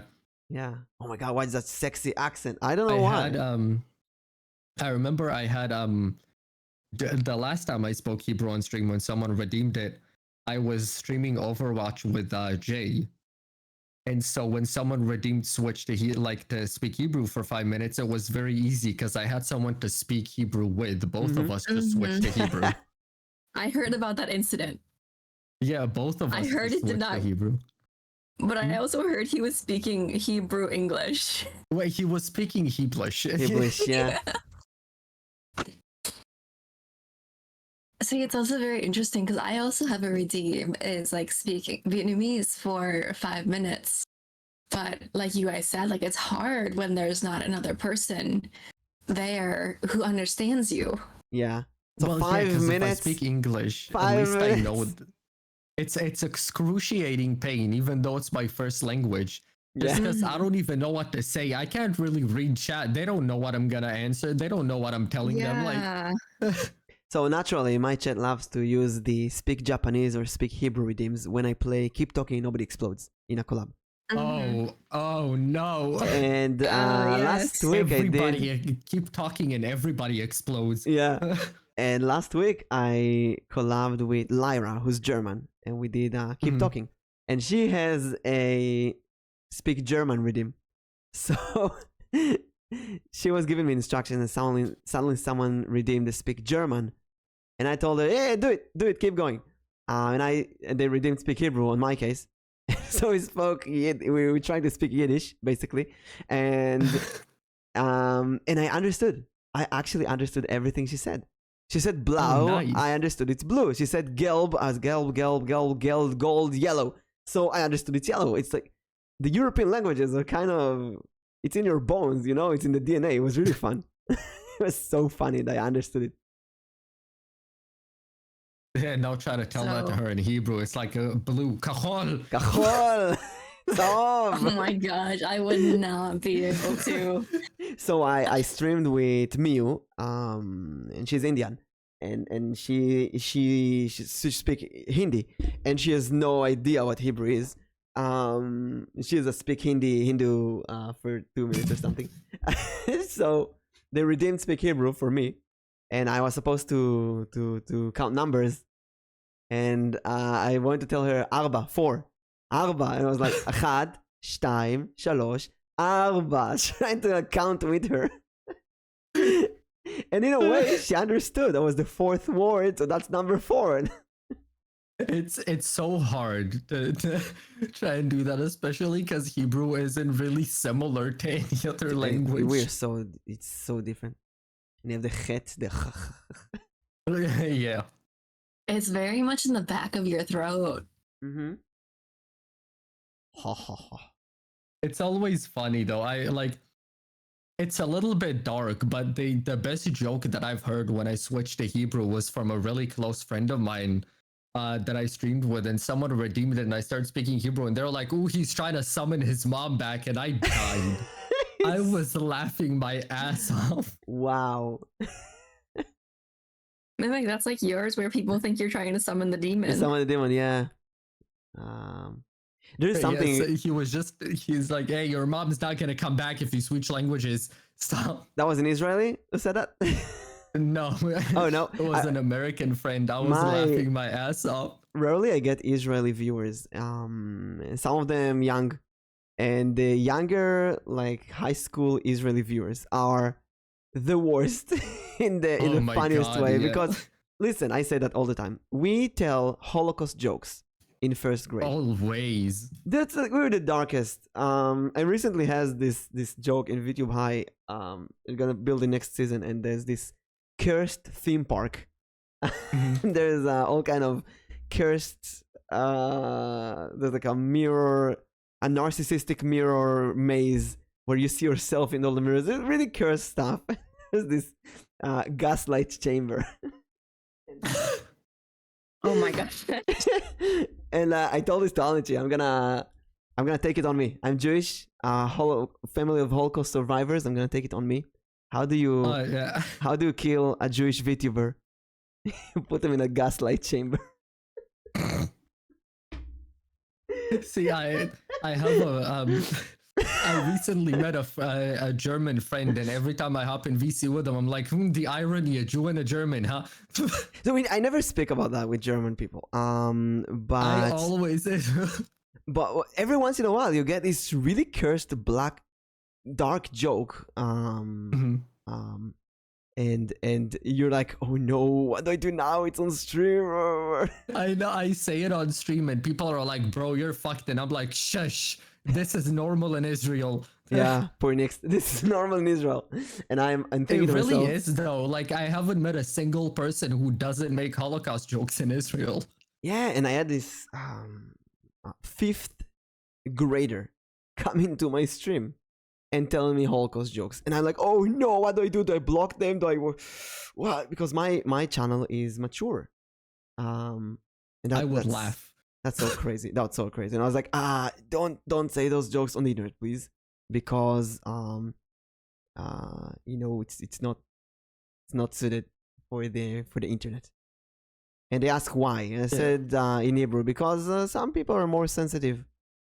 Yeah, it's funny how it's more of a sensitive topic outside of Israel. Mm-hmm. But I feel like that's also kind of like the culture in Israel, where like everything that hurts we laugh about. Yeah, there's this actual real story about many Jews who survived the Holocaust with Holocaust jokes. Basically, the humor is what saved them, saved their sanity. And that's also I grew up watching Spider-Man and reading the Spider-Man comics. And Spider-Man always quips his enemies during battle. And there's also this kind of rumor that Spider-Man is Jewish because Stan Lee was Jewish. And, you know, there's this natural thing about just joke about it, make a joke, make a pun about it. It's kind of how I grew up too, kind of like how I was raised, and it's what I do with everything that kind of hurts in life is I laugh about it because it makes it easier. Yeah, but then you I'd rather laugh about it than cry about it. Exactly, but then you go to the internet and oh boy, and people get offended. Yeah, so easily, so quickly. And then I had an Asian girlfriend, and we used to well, she used to laugh about Asians all the time with like the darkest Asian jokes. And I understand because I do that with Jews, but it felt so weird. It just felt so weird because I feel like, wait, can I laugh? Can I like the gas chamber joke? You saw that Broken laughed, but Nix probably felt, oh, can I laugh about this? Can I know? Am I allowed to? And it's understandable, right? It's I get that a lot, especially when I make jokes about my mom, because people are like, ooh, can I laugh? But then if I find someone else who also has a dead parent, they laugh their ass off. Yeah, exactly. It's like you don't know where the boundary is. You're not a part of the joke, so you're like... Yeah, you see, for me, when it comes to stuff like that,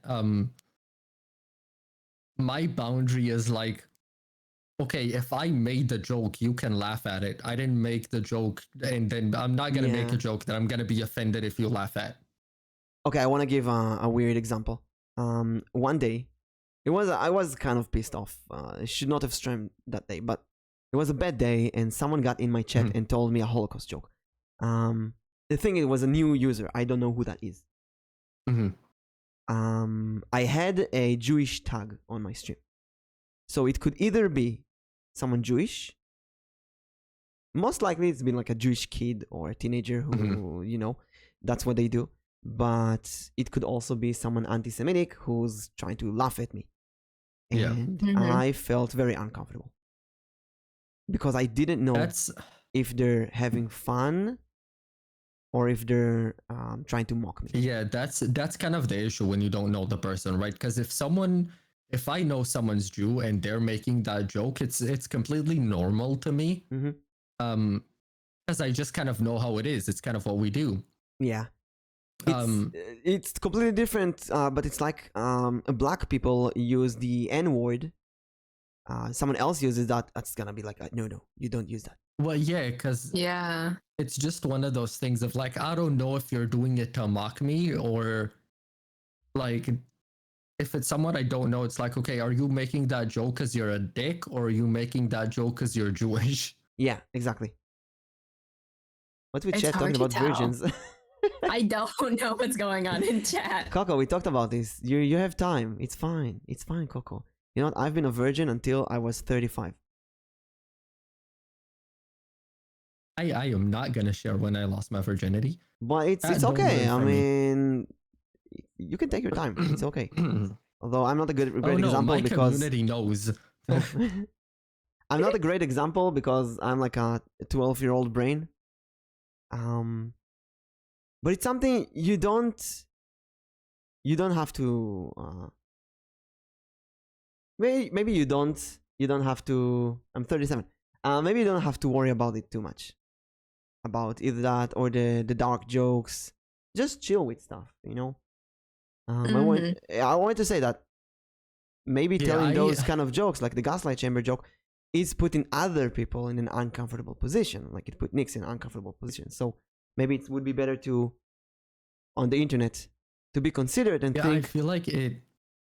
What other people think about those jokes, it really depends what group of people I'm with, right? Because if it's a group of like really close friends that I know are okay with it, then I'm gonna be a lot more open to making those types of jokes.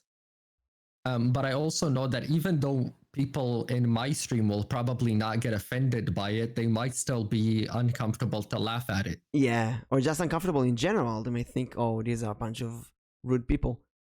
But it really depends if it's a good taste or bad taste. I remember the first time I did, it was Hanukkah. I did a Jackbox Israeli Israeli? Jewish. We did a Jewish tuber collab, a YouTuber. So we gathered a bunch of YouTubers, and some people that were very famous in the VTuber community, and I didn't know they're Jewish. So it was really, really cool to have some people there. And then we played Jackbox, and we did some Jewish jokes, and there was this. Oh damn! I forgot. It was hilarious. Someone. I wrote something about the oh my god, something about the satellite, the satellite laser that we have, lizard people satellite laser, and the hidden laser satellite that Jews hide in space. And someone asked, why do we hide satellite laser? And I said, so we can control the media, like out of nowhere, and they all burst out laughing so much. But then I know I feel like of many Jews that if any non-Jew would say any of those things, that would be so offensive. Yeah, I feel like it's kind of like meeting a Jewish person outside of Israel, right? Suddenly you both speak Hebrew and he's like your best friend. Yeah, exactly. For like the few minutes you talk to him, he's your best friend. Because you guys probably don't meet a lot of like Hebrew speaking people outside of Israel, right? Not at all. It depends. The countries I've been to, you meet them nonstop.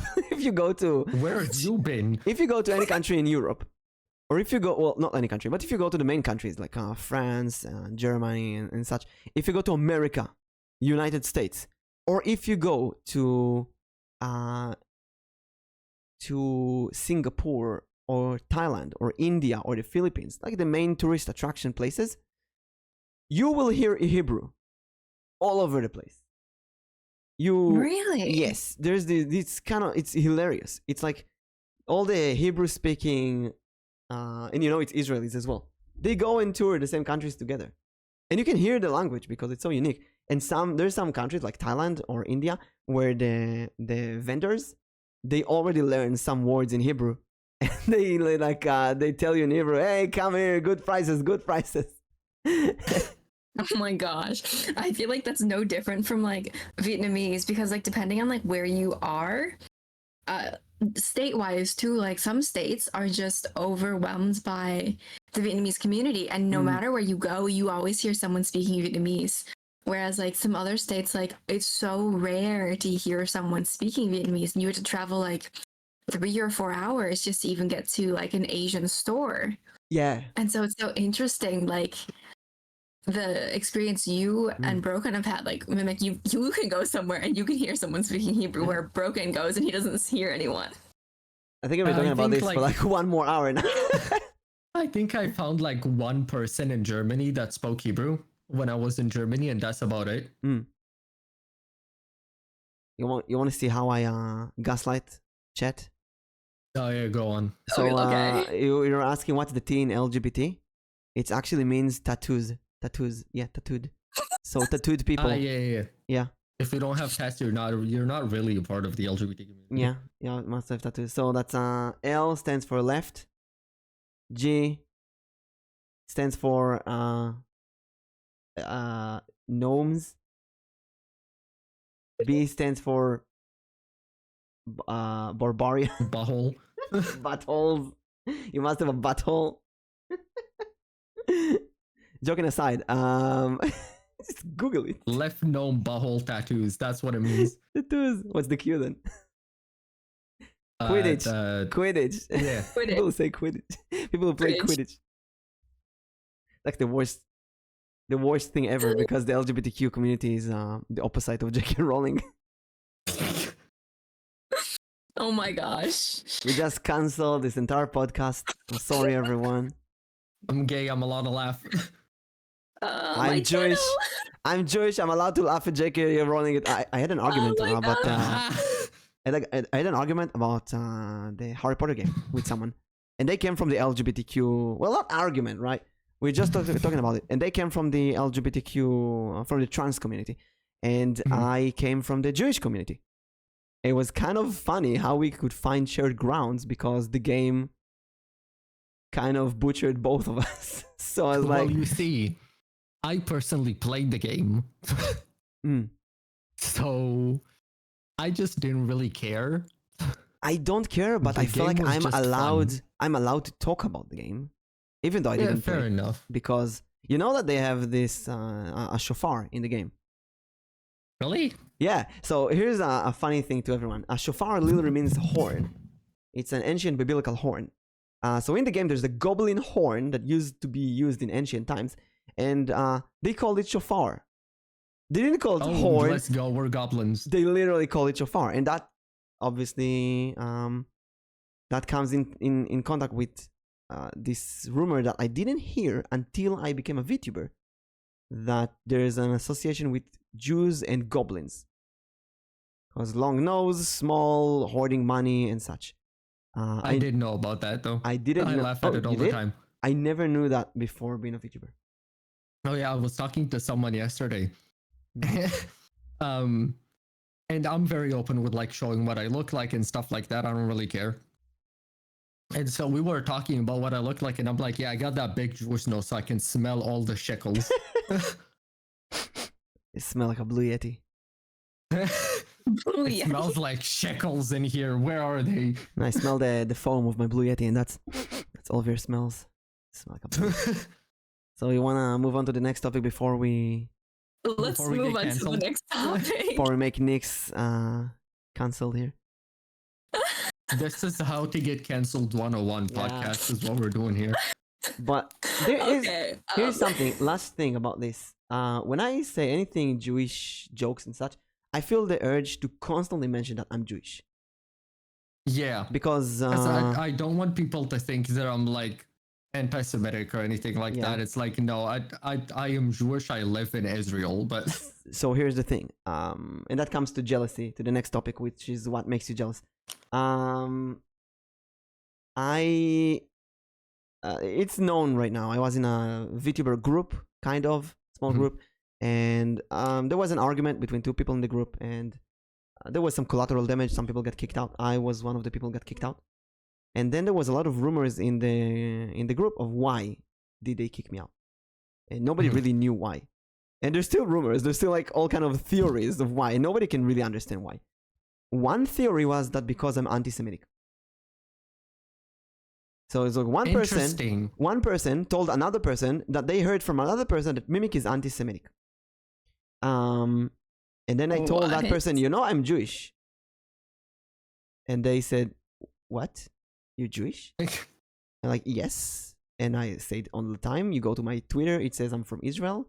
I have like in Hebrew accent. And like, oh, well, you should tell that person. A month later, a few months later, I completely forgot about it. I happened to talk with that person who so and so claimed that I'm anti-Semitic. And I was like, by the way, you know, I heard this rumor that someone said that you said that I'm anti-Semitic. And they said, no, I will never say that. What the hell? I would never say that. And I said, oh, because I just want to tell you that I'm Jewish. So it was kind of funny to me. And he was staring at me. And he was saying, wait, you're Jewish? I didn't even know you're Jewish. And I felt so awkward. So yeah, it's just you know, you can't escape that ethnicity and language and religion and stuff like that.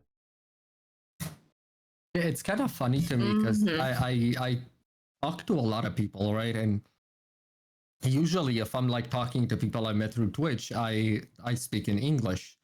Mhm. And a lot of people, if I don't tell them, they don't know that English is not my first language. Yeah. People will ask me sometimes, what is that language or what's that accent or stuff like that. Mm-hmm. And even when I tell people I'm Jewish or Israeli, nobody really cares. I haven't Yeah. met a single person who really cares. I've met a lot of people who think I genuinely live in the US before I tell them anything else. Like Mm. they think English is my first language and I live in the US. You know what's so funny? People don't think I'm in the US. You thought I was in the US until I told you I'm not. That's true. That's true. But that's also because you don't have normal sleeping schedule. Oh yeah, I stream in Europe that time, sounds like so a you that's problem. a USA problem. Assuming people's location by their streaming schedule. Can't believe this, Nick. To be fair, I do stream at like 3 a.m. usually. That's what they get the viewers. I know. That's why I was just like, and then like I stream at like odd hours too, and then no one thinks like I'm in the US. It's like, no, I just stream at 6 in the morning and like 10 p.m. Yeah, and so how would you think that I'm from the US if you also stream at weird ass fucking hours? Right, let's move on. The next topic. Let's move on. Is What jealousy. makes you jealous? Yeah. So this is actually a really interesting one because like I feel like as we're all growing streamers, everyone becomes jealous from something, someone, or something in general. Mhm. And so do you guys get jealous of other streamers you know? Do you get jealous of when you collab with other people, the other person gets subs, bits, or their follower number is just up there? Or do you get jealous from like other people who surpass you from your follower number, from your viewer number, something on the lines of that? I mean, I think it can be hard to not get jealous, but I do try to remind myself that every streamer has his strong points and his weak points. So whenever I see a friend who's doing better than me, I just kind of try to see what they're doing better than me and where I can improve. Mm. Mm. I get jealous at boobs. I feel Fair. What? I feel like a lot of my Twitter friends are doing an amazing job growing because they have boobs. Oh yeah, 100% the booba trend on Twitter. Yeah, and I don't have boobs. Oh, that took If me a you second to can- figure out what you're talking about. I'm If just like, you wait, can what? jiggle your 2D or 3D model Yeah. titties, you're growing so much faster. Yeah, and I can't. I can't. Joking aside, I am very jealous with a lot with females, with girls. And I know that there's many girls who would tell me, believe me, there's no reason to get jealous. And again, if you look at the top creators in the world, it's really unfair gender-wise. The top creators, top content creators are men, white, cisgendered, straight men. Well, I don't know if all of them are straight, but I think so. If you go to PewDiePie and Markiplier and Jacksepticeye and so on, it's white men most likely, roughly. I don't know their ethnicity and so on. But in the VTubing area, it feels like, well, it doesn't feel like the top creators are girls, sexy girls, cute girls, girls who get a lot of lewd content, lewd fan art. If you go Vishoujo, Niji Sanji, or Hololive, it makes you jealous because I see some people who started the same numbers as me, but many people go to their content because they're girls. I used to collab with a lot of girls. I used to collab with like 15 people a week, many of them cute girls who look adorable and so on.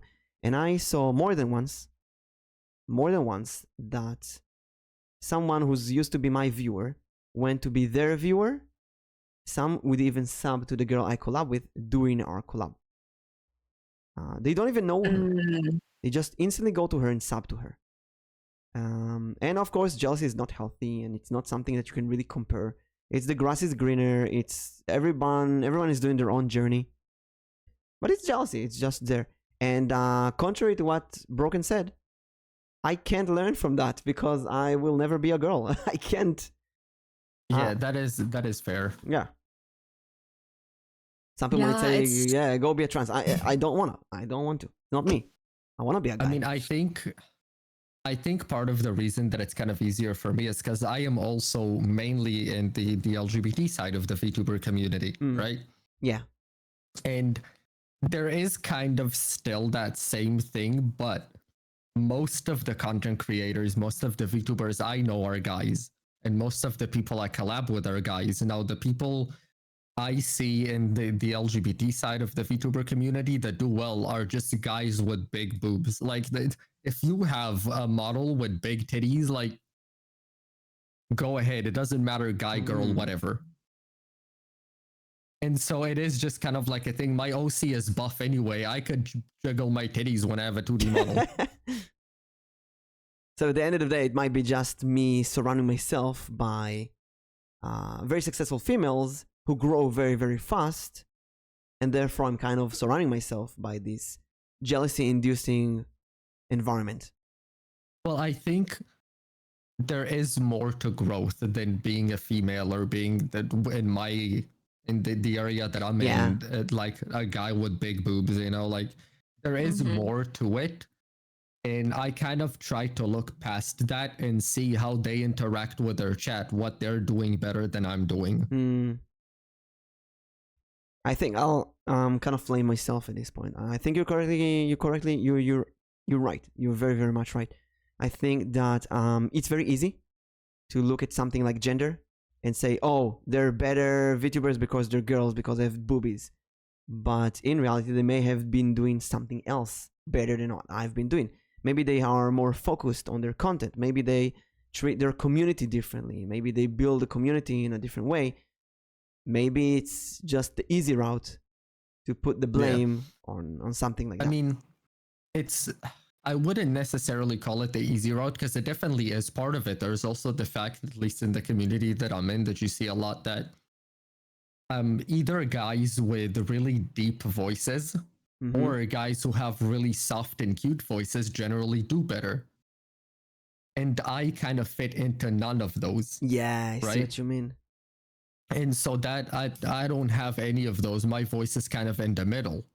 And that's something that I just can't change. It is what it is. So I just need to look at the other things, right? I need to look at the other stuff about their streams that make people watch, because it's not just their voice. Do what you can do.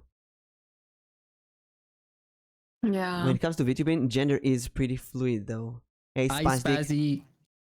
It is fluid, yeah. That is very fluid, because there's a lot of people who they'll be male or female and they'll have the opposite gender of their model.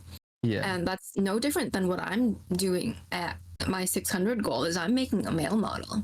There's no difference there. It's like you can choose who you want to be. It doesn't matter. Yeah, because I'm gonna have a gender bent model as well. I have a gender bent PNG in the works. Yeah, and so I think even like at the end of the day, like your model is one thing, but I think your personality and who you are also makes a difference too. Like your voice definitely does have an impact as well, but how you present yourself also plays a factor. Like some people might not enjoy vTubers, and some people might not want to like watch say-so streamers. Like speaking of someone with a really cute voice, hi Spastic.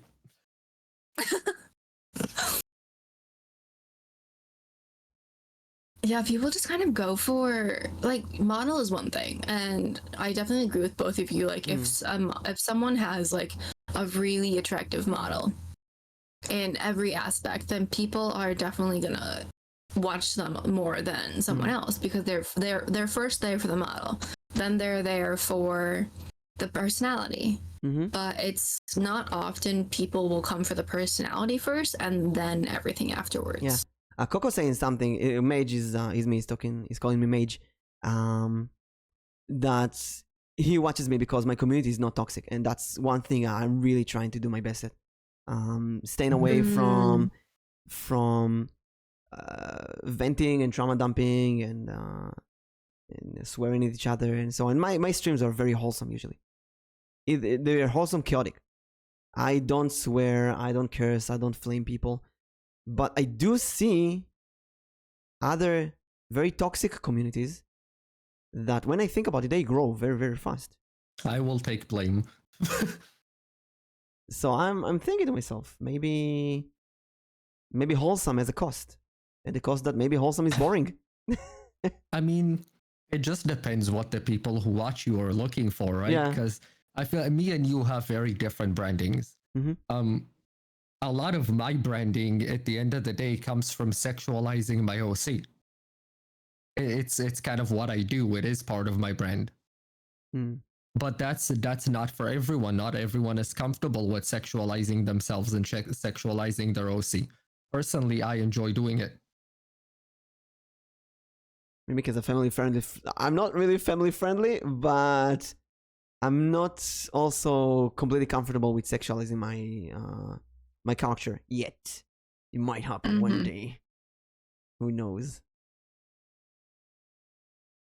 You mentioned that, and it's just kind of like, you know, the body pillow that you made before, Mimic. Mm-hmm. So I put that on my Twitter, and one of the few replies I got was body pillow merch. And I was talking to some other people about it, and they told me, and I didn't even like realize this. I didn't even realize this because that's just how dense I was. They said to me, you do realize that if you make a body pillow merch, they'd be sleeping with your model. Essentially, think they'd be sleeping with you. And I'm just I didn't even think about that. That's originally what a body pillow is. Like I said, that's not for everyone, even though I might be extremely comfortable with it. Yeah, and then like that came to my thought, and I'm just like, you know what? Nope, we're not, nope, Nope, not that much. I mean, shit, if I grow enough in the future, I will literally just make dildos from a mold of my penis. Like, I don't care. Imagine. I would do it. Like, I genuinely would. I don't care. Oh my god, I talked about this with, I think, Alnichi? I'm not sure. What? Talking about the weirdest merch that you can do. And there you go. Talking about dildos with your brand molded after your real life penis. I would literally make dildos from a mold of my penis. I do not care. Israelis think the same. It's just that, you know, our minds are connected. We share our one brain cell. Yeah, and I'm wondering if more Israeli VTubers will think the same. Every Israeli VTuber grows penis mold. And Israeli VTuber house is gonna be very dangerous for the VTuber community. Everybody is walking around naked. Oh my god.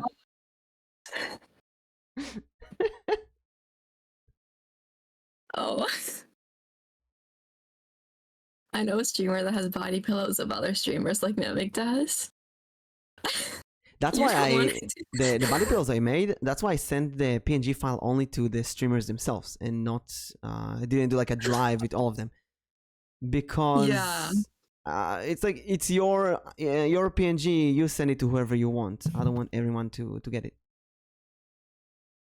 Yeah, and especially, okay, I'm gonna put this out here. Mimic said, I want Nyx with feet. So I gave him what he wanted. So hey, I currently have a model. I currently have a model that does not have shoes on. Thank me later, everyone. Hey, no one would buy Asian ones. I disagree. If Spazzy has a dildo with the mold of his penis, I would buy it. Oh my gosh. What's wrong with Nyx? I am perfectly fine. Nyx is completely blushing right now. This is like every collab me and Nyx has. It always gets there. Oh wait, then you're used to it, Nyx? It gets there every time. It really does. Mm-hmm. I told you, this is the dynamic me and Nyx have. She's extremely say-so, and then I talk about shit like this.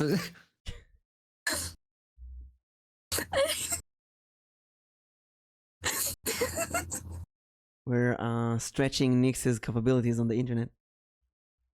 Damn, I want someone to stretch me like that. Okay, I'm good. Okay, let's continue.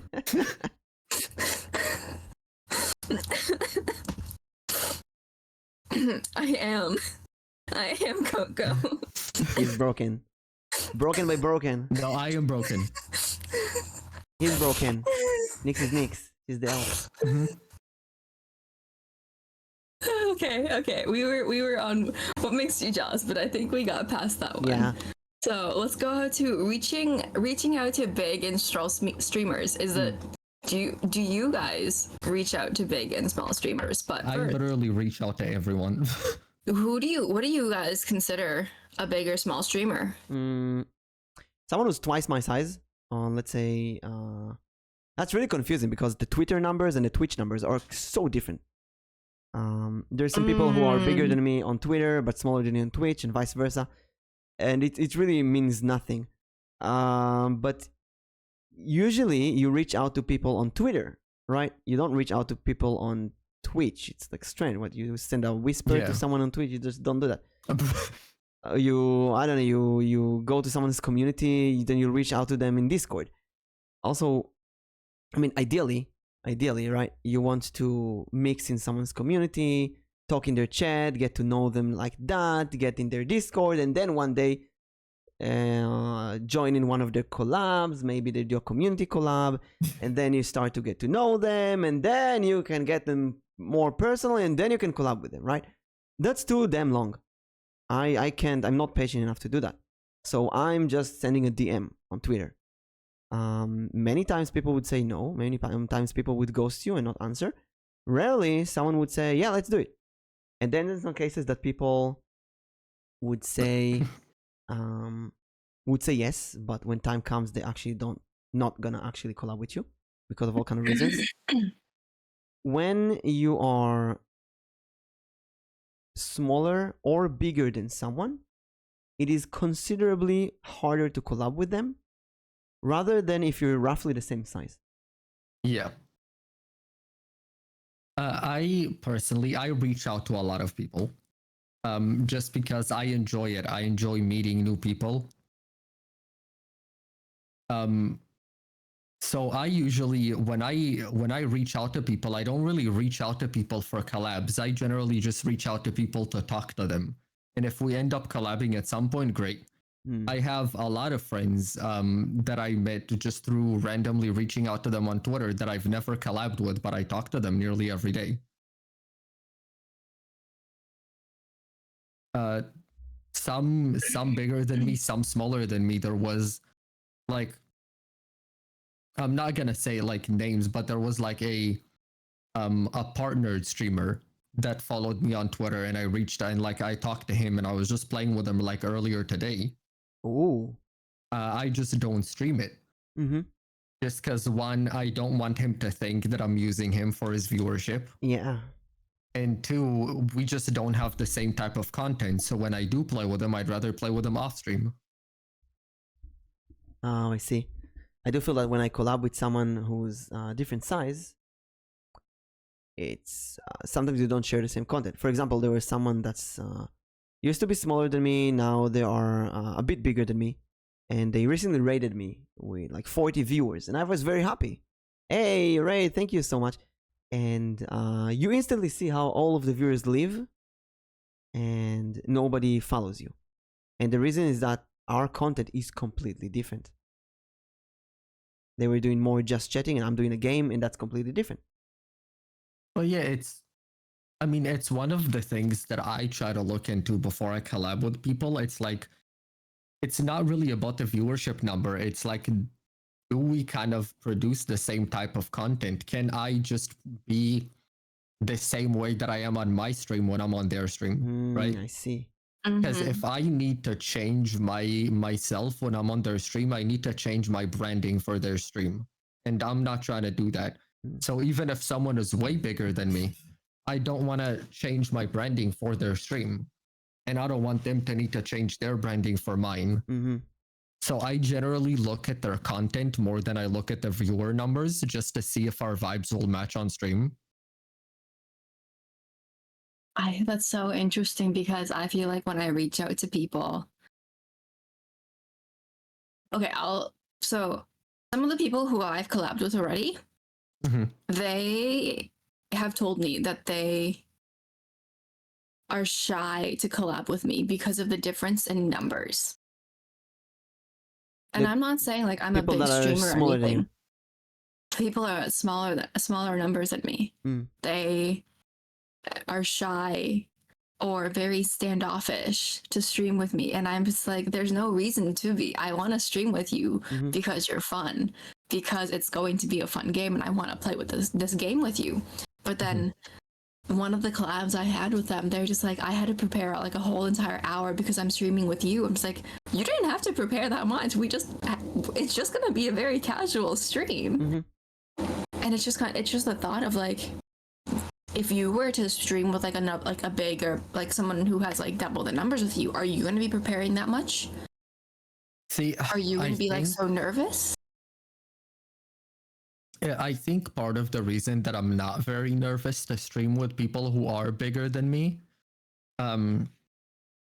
is because when I did stream Call of Duty and I played competitively, I had a much higher viewership number at the time. So you kind of know how it feels. Yeah, because people were interested in watching the tournaments and watching like a semi-professional player play. And so I'm kind of used to having the higher viewership numbers. I guess that's why it doesn't affect me as much. Because I was there before. It just switched when I switched to VTubing. I changed my whole branding and I need to rebuild it. Kind of like what Even says, like it's the added pressure of streaming with someone who is bigger in their eyes. So like you easily could be a bigger streamer in someone's eyes, whereas you aren't actually in the eyes of like everyone else. You might not be a big streamer, but to the person who's like looking up to you, you might be considered a big streamer. It is really stupid, but for some reason I feel more nervous collabing with smaller streamers. Because I have my own inside jokes and I can be chaotic and overwhelming, and they most likely didn't have many collabs. I approach many small streamers more than I approach big streamers, because big streamers usually ignore me or ghost me or just say they don't want to stream right now because they don't need to look for collabs. But when I reach small streamers, I feel like sometimes I put them on the spot. You have 200 followers, and that guy with 9,000 followers just approached you. Obviously, you want to collab with them, but you never collab before. You don't know what to do. You don't want to embarrass yourself or make them hate you or whatever. And some people told me all kind of weird stuff when they didn't appear for a collab. Someone told me that they were embarrassed. Someone told me that they were too nervous. Someone told me they didn't want me to hate them because they thought they were acting stupid. Someone told me they thought it was a scam. There's no way someone big will approach them. And I'm not that big, right? I have average viewership of 10. That's not big. But for someone with average viewership of 0, that's huge.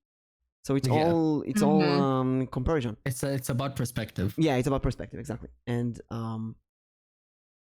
I would love to reach out to more bigger streamers, but I feel like I don't know. I feel uncomfortable doing that. I mean, see, it's one of the reasons why when I reach out to people, I don't ask them about collabs. I just kind of talk to them, get to know the person. Maybe if I think we can vibe out, if I think it's gonna be fun, maybe play with them off stream sometime. Just, make a new friend. And if I actually get close to them and I like them and we like playing together, then maybe I'll ask them if they want to collab sometime. Yeah. But I just want to get to know the person first, at least a little bit. Like the moment you say something that hints at a collab, they might think you're after their numbers and after their clout. Yeah. Well, maybe you just want to have fun together. I know that's like, for me, that's always a worry. Like because I normally reach out to people for collabs, and I'm always worried because like my numbers are small. If I reach out to someone who has like their numbers are a little bit more or like a lot more, I always feel, I always feel kind of like skittish on asking like, hey, do you want to chat a little bit and see if we want to do a collab? Because I always feel like they might be thinking I'm using them for like content or trying to use them to get followers. Well, I just recently like reached out to, at least in the way I see it, right? Compared to my viewership, he's a bigger streamer. As he usually, I'm pretty active in his streams and I talk to him in DMs and stuff. But we're not like super close, right? And he usually does hold like a 45-50 viewer average. But since we do talk a decent amount, I reached out to him for a collab and I was like, I really hope he's not gonna think that I'm like using him for viewership. Because I genuinely do just like the person. and I think we could have fun playing together. But I also know that he is extremely busy when he's Yeah, off exactly. stream, so you can't really play with him when he's off stream. He doesn't have time. Yeah. So Dream asked me in chat if I would collab with someone bigger than me if they invite me. And hell yeah, I would definitely do it. From first of all, yeah, from a work perspective, that's a smart thing to collab with someone bigger than you, but not necessarily because of the numbers. I want the experience, the learning from someone else bigger than me. It's like working in, I don't know, high tech, and you get the opportunity to work with a big shot. Even if no one is gonna watch that, you want that. I would love to do D&D with big streamers, like in the 50,000, 100,000 followers. I actually streamed with one 50,000 followers, but that ended up pretty bad. I had to nuke the VOD, unfortunately. There were some misunderstanding between the sides, and they asked me to unpublish the VOD, and I unpublished it. And stuff like that can happen. That's kind of a shame. Yeah. And since then, I've been kind of skittish as well, approaching big streamers, because I feel like if it's a small streamer, I'm in control. I can do whatever I want, and it's gonna be okay. And if we need to unpublish the VOD, nothing happened. But if it's a big streamer than me, I feel like I will need to present myself in a good way. I will need to. Maybe that's how small streamers feel when they when I invite them to a collab. Yeah. It's kind of one of those things where even if I'm collabing with a bigger streamer, I want to make sure that it is someone who kind of gets how I brand myself and how I work, because I'm not going to change my branding to follow his rules. I have my own branding, and if that branding doesn't work, then it doesn't matter how big he is. I would rather we not collab, because I don't want to grow off of a branding that's not mine, since I had to change it for his stream. Yeah, and then you get viewers who are basically not gonna stay there. Yeah, because like I'll be honest, like, I think I'm pretty sure I've told you this before, Mimic, but like the first time you messaged me, I really told myself, there's no way this person wants to talk to me. There's no way this person wants to collab with me. Because I think when you first messaged me, I was only at maybe 150, I mean, not even, and you were already past 1,000 followers, and I'm just like, there's no way. I don't even remember why I messaged you, to be honest. I don't. You started off with congratulations on your debut, but then you told me not too long ago, you just said that you didn't care. I remember it was a week where I got a lot of no's for my collab offers, and I thought, you know what, just asking straight for a collab is not working. I should do some small talk. So I went to a few VTubers, and instead of asking for a collab directly, I said something like, congratulations on your this, congratulations on that. And then kind of let it go. And with Nix, it worked. Later, she reached out to me, and we collaborated because of that.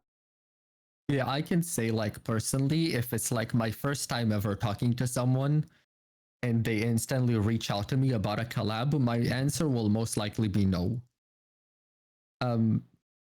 Just because I want to genuinely get to know the person, right? And see if me and them can actually create good content together, if it's going to be fun to watch, if it's going to be fun to play with that person. So if someone instantly reaches out to me about a collab, then I'm probably going to say no. But if someone does kind of what I do and reaches out to me and just talks for a bit, maybe we play off stream whenever they have time, then I would probably consider collabing with them, or I might even ask them to collab myself. Yeah, because I think Broken, you and I knew each other for maybe like a month before we even had our first collab. Yeah. And like by then we had already, like played games and everything.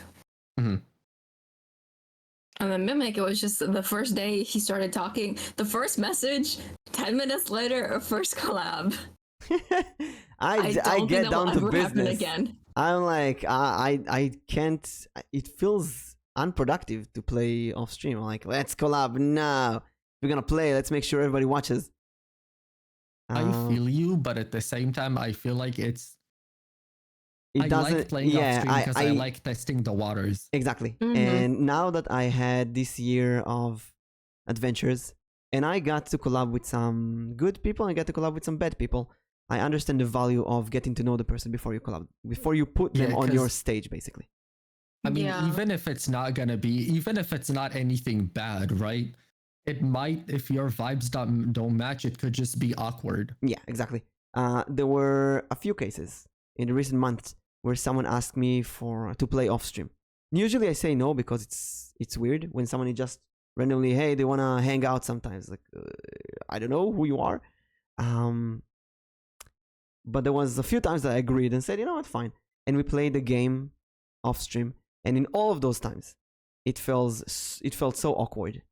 I just didn't know what was going on. You see, and that's the thing. You do that, and then it's like, okay, you know, you don't want that awkward feeling on your stream, so you're not gonna collab with them. Exactly. But then you do that, and you find someone that your vibes really match, and it's really fun to play with them, and it's funny, and then you know, okay, like I want this person on my stream for a collab. Mm-hmm.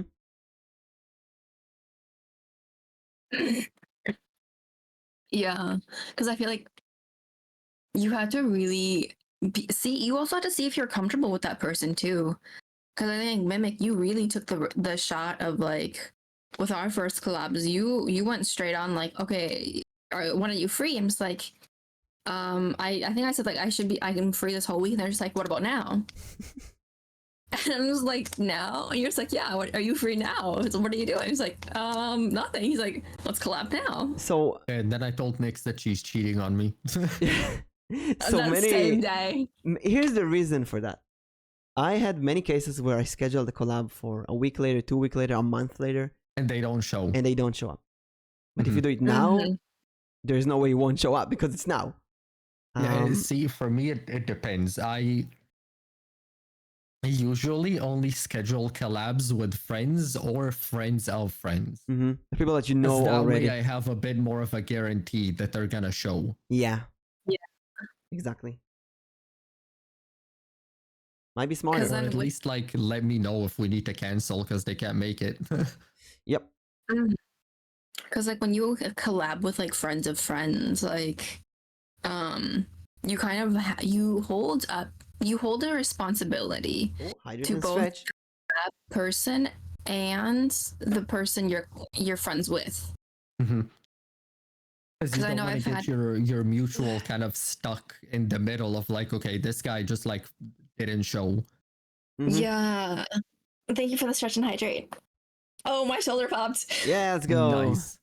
You can hear that on every stream. single time. You can hear it on stream. Clip the pop. I think it was less audible this time. So yeah, it's on one hand this kind of interview. You kind of look at it like an interview. This hangout off stream to test the water. It's a good thing, obviously. But then again, if you collab with a lot of people, it takes time. After stream, I need to study. I need to do so many things. And daily schedule with that person as well. Just thinking about it makes me anxious. Yeah. Usually, whenever it's with big groups, that's when I kind of force myself to just take the risk and play with them first time on stream, because I just can't. If we're streaming with a big group, I just can't get through every single person and see when they're free to play off stream and like all that kind of stuff. I just can't. So that's when I usually take the leap to play with them on stream first time. But usually when I do that, I also have at least one friend in there that I already know, so that at least I can talk to them if I don't vibe with the rest of the people. I see. One thing that I feel really helps me is having something common, like you play the same game or you live in the same place or same ethnicity. It really helps. Like an icebreaker. Yeah.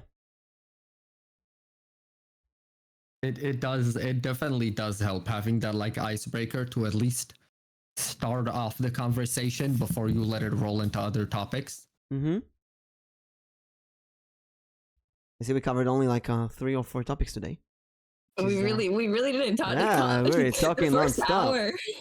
You know, the first hour was just face streaming and vTubing. Yeah. We can leave maybe the next topics to next time. Or if you want to cover one of the last topics. I have think we 20 can minutes. let's move into quickly responsible streamer since we kind of touched on that. Mm-hmm. Mm-hmm. Like, are you a responsible streamer? Do you, the way that I phrase this is, do you stream like an adult or do you stream without a care in the world? Do you only care about yourself while you're streaming? Do you tell your collab partners you can't make it, or do you have to reschedule? Do you just not tell them anything?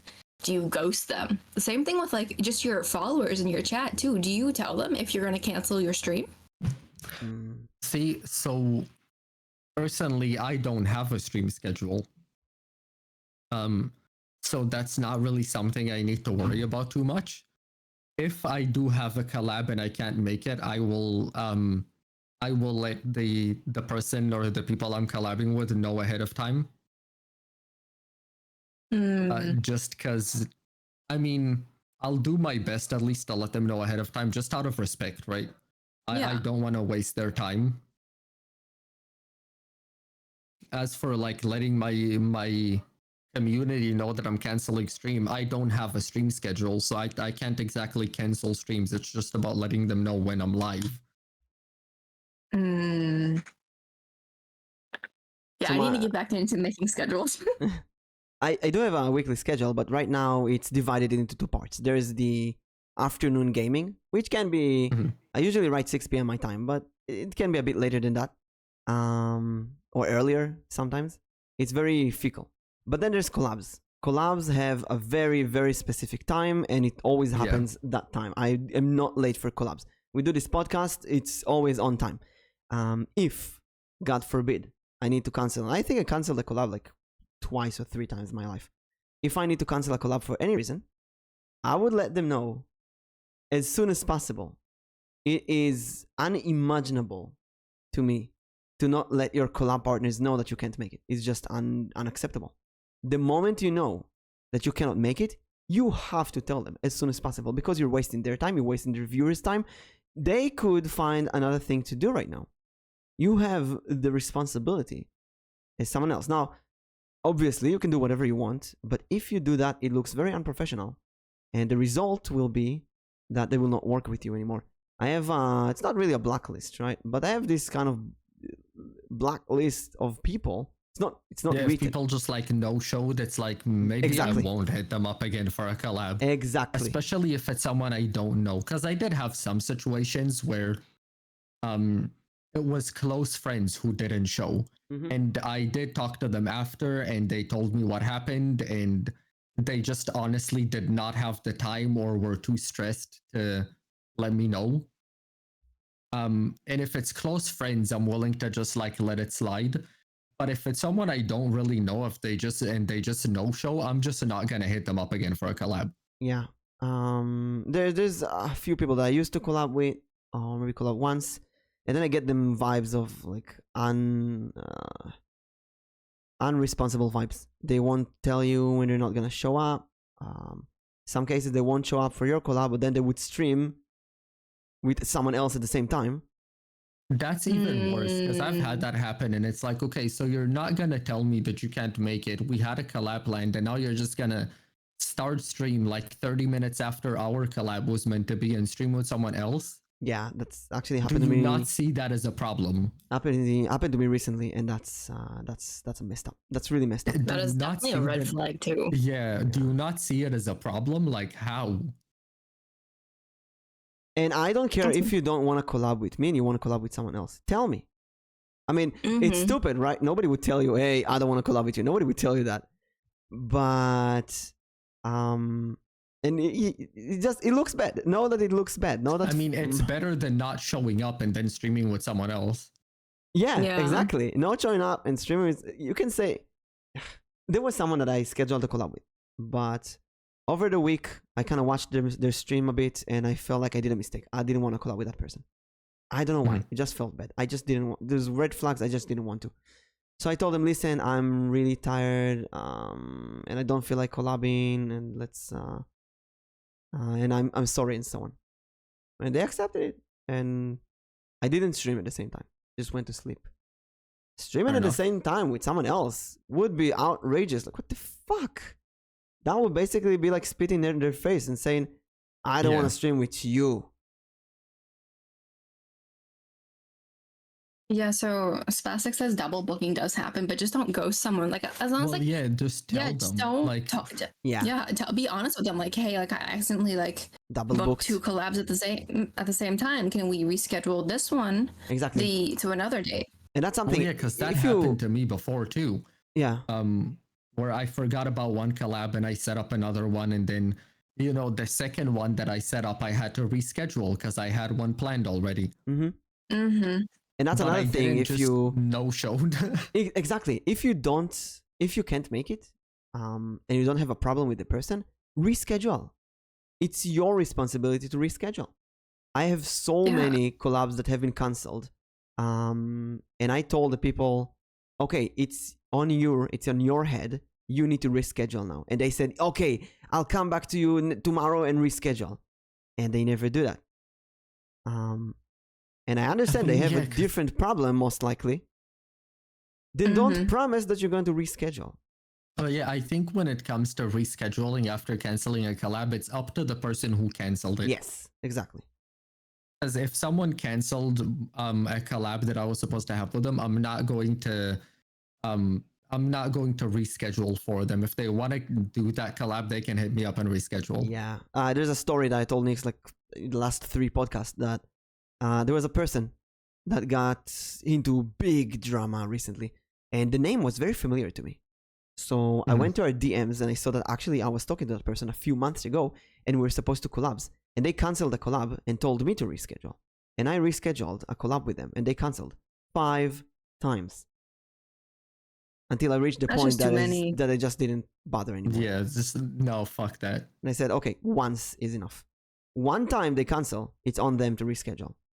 Yeah, and that's just kind of how I am. It's like, okay, if I'm gonna cancel it, but I still want to stream with the person, I'll worry about rescheduling. Yeah. But if someone cancels a collab on me, it's not on me to reschedule it. Exactly. And one more thing I think is you can be a bit more straightforward with that person. Listen, you canceled my collab last time. You ghosted me. You streamed with someone else. You didn't tell me. How can I trust you that it won't happen this time? And then you can get answers like, I'll do better, or you can get answers like, I'm sorry, just my life is really busy right now, which I got. This kind of answer that I got. I'm just really, really busy right now. So don't ask me for a collab if you're busy. Okay. But if you streamed with someone else, clearly you were not busy. You could have streamed. So that's not the issue. Something else is the issue. It's me who's the issue, maybe. And it's okay if you have an issue with me. It's okay if our energies doesn't match. It's okay if maybe I'm too chaotic or too wholesome for you or whatever. Well, yeah, I mean, don't be this double face who promise to collab with me and then disappear. Well, yeah, again, because sometimes there are people that I do talk to and play with, but I don't collab with, and it's nothing against the person. It's just that our vibes on stream don't match, and that happens. It's fine. Completely normal. You can still be friends with someone and not stream with them. Yeah. Also, something I want to tell to myself, basically. Sometimes you might feel like the vibes are perfectly going, but from the other person's perspective, they're not. Yeah. I got that many, many times. I felt like I'm vibing greatly with someone, but then it just didn't work out. And like kind of going back to like what Broken had said, like there's sometimes like you play games with people off stream, but you never stream with them. That kind of goes back to Mimic and I. Mimic, we've never played a game together. All of our streams together have literally been just chatting or just talking streams. Yeah, to be fair, we've never once played a game. To be fair, I rarely play games on collabs before because it's really hard to find games to collab with. If you have any idea for a game, tell me. I think the last game I played in a collab with someone was like 2 months ago. That is kind of crazy. Wow. Last time I played a game in a collab was yesterday.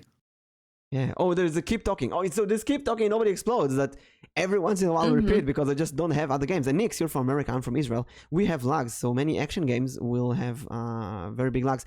Recently, what I've started doing is play like visual novels. Last Thursday, I played a visual novel with Alnichi, and we did voice acting of the game. And also, to be honest, I'm kind of tired of trying to find games to collab with. Yeah, that's fair. You find a game to Yeah, it's collab, hard. and you tell me, I'll do it. I'll be down to it. It's hard because See, a even I lot like of right the now times, struggle with games. yeah, Yeah. a lot of the times when I'm trying to plan collabs with people, I just add them on Steam, and I'm honestly like, okay, these are the like 1 or 2 games I don't want to play because I just don't enjoy them. Yeah. Look through our common games and our Steam libraries. Anything other than those 2 that you want to play, I'm down. And Mm, that's kind of how I pick the games for the collab. Because it's just easier. They see your Steam library, they see the games you have in common, they see what they feel like collabing with you on. Mm-hmm. mm-hmm. There was what was it, a month ago or 2 months ago? There was Jay Spade. He came out of nowhere. He was in a few of my streams, got to know me, talked to me in DM, and then he wanted to collab. And I didn't really know him, so I didn't know what. I said, you know what? Okay, here's my Steam library. It's on my Discord profile. You choose. He went to my Steam library, chose Skullgirls, which I never played, and we played that. It was pretty nice. It was pretty Mhm. fun. Very easy collab. So it's very easy to. It's simple. It's possible to make other people plan collabs as well. Mm. But I feel like I always, because most of the time I have the bigger numbers, I feel like I have the responsibility to choose the game and to choose the activity, to schedule everything. But it's completely okay to let someone else do that every once in a Yeah, while. because I don't want to go chasing people. It's like, okay, do you want to play this game? No. Do you want to play this game? No. Do you want to play this game? No. Okay, so it's Exactly. like I would rather just send them my Steam and be like, okay, these like 1, 2, 3 games I don't enjoy. Anything else we have in common, I'm down to play. Yeah. Just tell me what you want to play and we can figure out a time later. And the time is the problem with me. It's like, do you want to play Yeah. Thursday? No. Do you want to play one day? Okay, listen, I'm available every day except Monday. Okay, can you do Tuesday? No, Tuesday I have something. Okay, can you do Wednesday? No, Wednesday I have something. It's like people don't know how to schedule. Honestly, that's a lot of the times why I'm like, before I schedule a collab, I look at my other collabs that I have coming up and I'm like, okay, these like 1 or 2 days I'm not free. Any other day I am free to collab. So people tell me that, and then they remember that they have other days that they're not busy, and they're busy. That's why I have everything written down. Yeah, Mm-hmm. please do that. I remember Or like, there were 2 big VTubers, like in the 20,000 followers, who asked one day on Twitter if anyone want to collab with them, and I said, you know what, I'm gonna go for it. One of them is Celeste, which I still collab with every once in a while. Celeste was the most organized person ever. She sent me her schedule. She sent me the list of games. We chose a game, we chose a day, and it happened.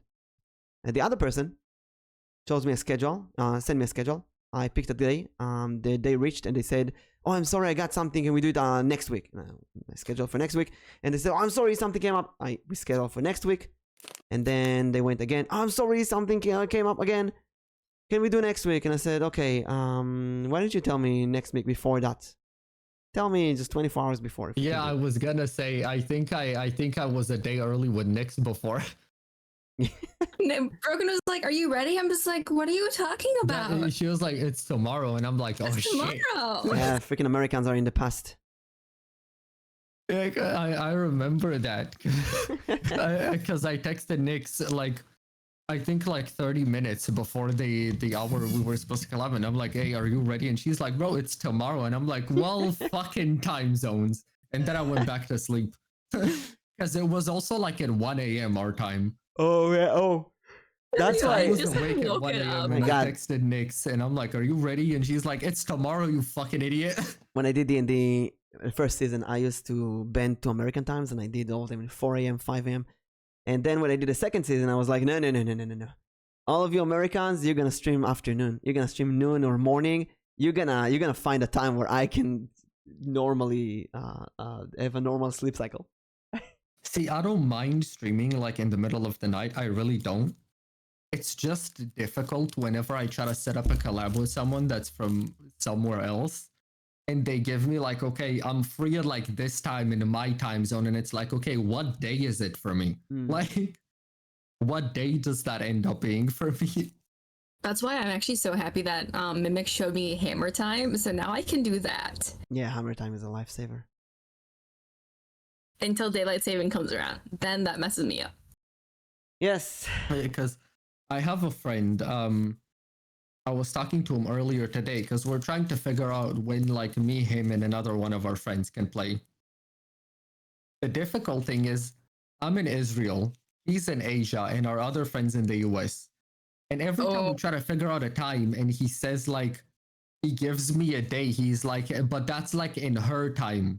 And it's like, why are you giving me the day in US time zone? Actually, that's the Like best you're for you saying my time because zone. it's Are the you best trying for to you. make me confused? It's the best for you because you can do it in like your noon, 3 p.m. It's their morning and their evening, and that's perfect. That's true if he had a normal sleeping schedule. Yeah. So it's always like, okay, I get it. This day you're free, but can you tell me in my time zone what time it's gonna be? And like, why do I get it in US time zone? You're not even from the US, you're from Asia. What's the point? There's people who just use the Asian time because it's easier to just bend to where more streamers are. Mm-hmm. So I always gotta like convert the time. It's like, what time is this gonna be for me? The converting is like the hard part because you're just like, am I converting the right time? Right? It's like, is this the right time or is it? Did I fuck up? Mm-hmm. Looks like we're heading towards 10 o'clock.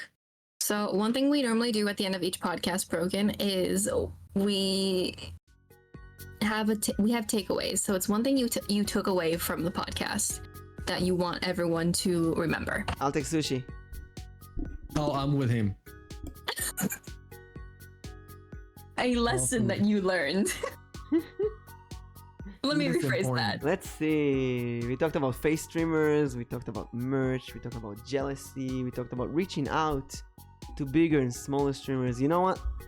I'll go with make a VTuber house. More of a memo to myself. You know what? That is fair. That is fair. What's the takeaway for everyone? If you ever wanted to try VTubing or facecam streaming and you're on the other side, give it a shot. Don't listen to the toxic VTuber community. They'll get mad at you. Try it. You're not gonna lose anything. So try it. You're not gonna lose Just it. give it a shot. Give it a shot. And Nix, what's your takeaway? I'm trying to think of something that I haven't said before.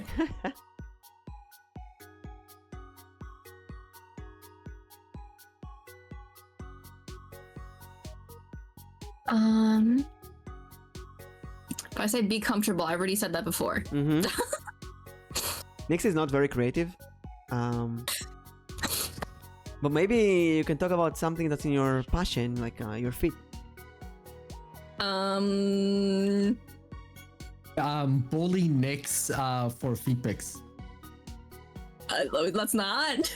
They already bullied me enough yesterday. Send fits. Send I'm trying to be creative.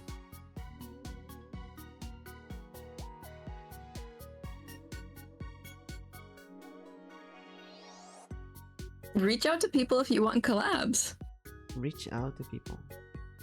More, I think a big part is like learn how to reach out to people. Learn to reach out. There we go. Learn. Because I feel like how I to talk reach to a out. lot of people who are like, oh, I'm too shy. And it's like, well, you're gonna have to network at some point. Mm-hmm. Mm-hmm. You need the Israeli chutzpah. And the Jewish chutzpah. Yeah, you got a point there. Yeah, that's Aero asked me many times. How are you able to send people DMs and ask for collabs? I'm like, I don't know. I I'm feel Jewish. like I'm I feel like Israeli. everyone here we're a little bit overconfident. So Yeah. it's like That's like, well, what's the worst that can happen? I mean, what? they're gonna say no. The worst that happens is they say no. Okay, I'll go to someone else. There's other people. You at least I'll- made an attempt. I'll be I know, right? What they offended. gonna do? Flame me for reaching out? Like, Some people do that actually. yeah, but that will be doesn't on really them. work very well for Yeah. canceling someone. That It's like, looks oh, bad. this person wanted to collab with me. That person wanted to collab, and how dare they? I know, right? How dare you want to collab? How dare you want to collab? Never again. Never do that mistake again, My, nerd. my new aim is to collab with the biggest Jewish VTuber I know, which is Nax Taku. Hey, Spazzy, shut the fuck up. You love me. Don't accept DMs from demon boys with big chests. That's I Chet. think I know a few of feel them. like I Take- feel like take I'm away. personally targeted here. But aren't you a fallen angel? Yes, but he still calls me a demon because he's a little shithead. One last thing. What is everyone's plans for the rest of the day, or when is your next stream? I Sleep. have so much studies. I'm gonna drown myself in academic articles. And then tomorrow I might stream. I'll release a schedule. I don't know. Check out my Twitter. Because I should stream tomorrow. I just have no idea what. I have a few games in options. Maybe we'll do retro weekend. Hmm. Yeah, I'm just kind of tired. I had 2 collabs yesterday and one in this podcast today, so I'm just kind of tired. Yeah, sleep sounds good. Mm-hmm. I will be back with possibly a stream later today. I don't know exactly what time, but I will be finishing my push-ups and squats during that. The attempts will be made to finish it, actually. Let me restate Nyx that. is buff. Let me restate that. I still have 215 squats and 74 push-ups left to do. You got this. Let's go. I should have done what Mimic done and do jumping jacks. Yeah, I told you. You should But just we do a chose- 250-second plank. Fitness stream when? Fitness stream when I'm not so sore. I did, how many did I do yesterday? I did 40 push-ups yesterday and 140 squats yesterday. Oh my god. Oof. And so I still have 215 squats and 74 push-ups left. Oh, how fun. So I will be doing that later today, hopefully. And Mimic, next week on your channel? Yep, on Thursday, I believe. Yes. So next week, next week- Thursday, as usual, on my channel with a special guest and who are we gonna raid, Nix? Let's see. We are going to raid someone we've had on the podcast before, actually. Ooh, let's go. We are going to go ahead and raid over to Evil Rulers, who always starts his streams off with a podcast. That's great. Oh my god, daddy. Yes. Daddy. All right. Thank you, everyone, for stopping by, and we will see you next week on Mimic's channel. Thank you, everyone. I'll see you later. I'll be back. We'll see Bye. you guys next week. And Broken, thank you for joining us. Thank you for having me. Wait, does that say feet raid? Maybe. Oh my gosh. No, I Have a think good you're one, not reading everyone. that correctly.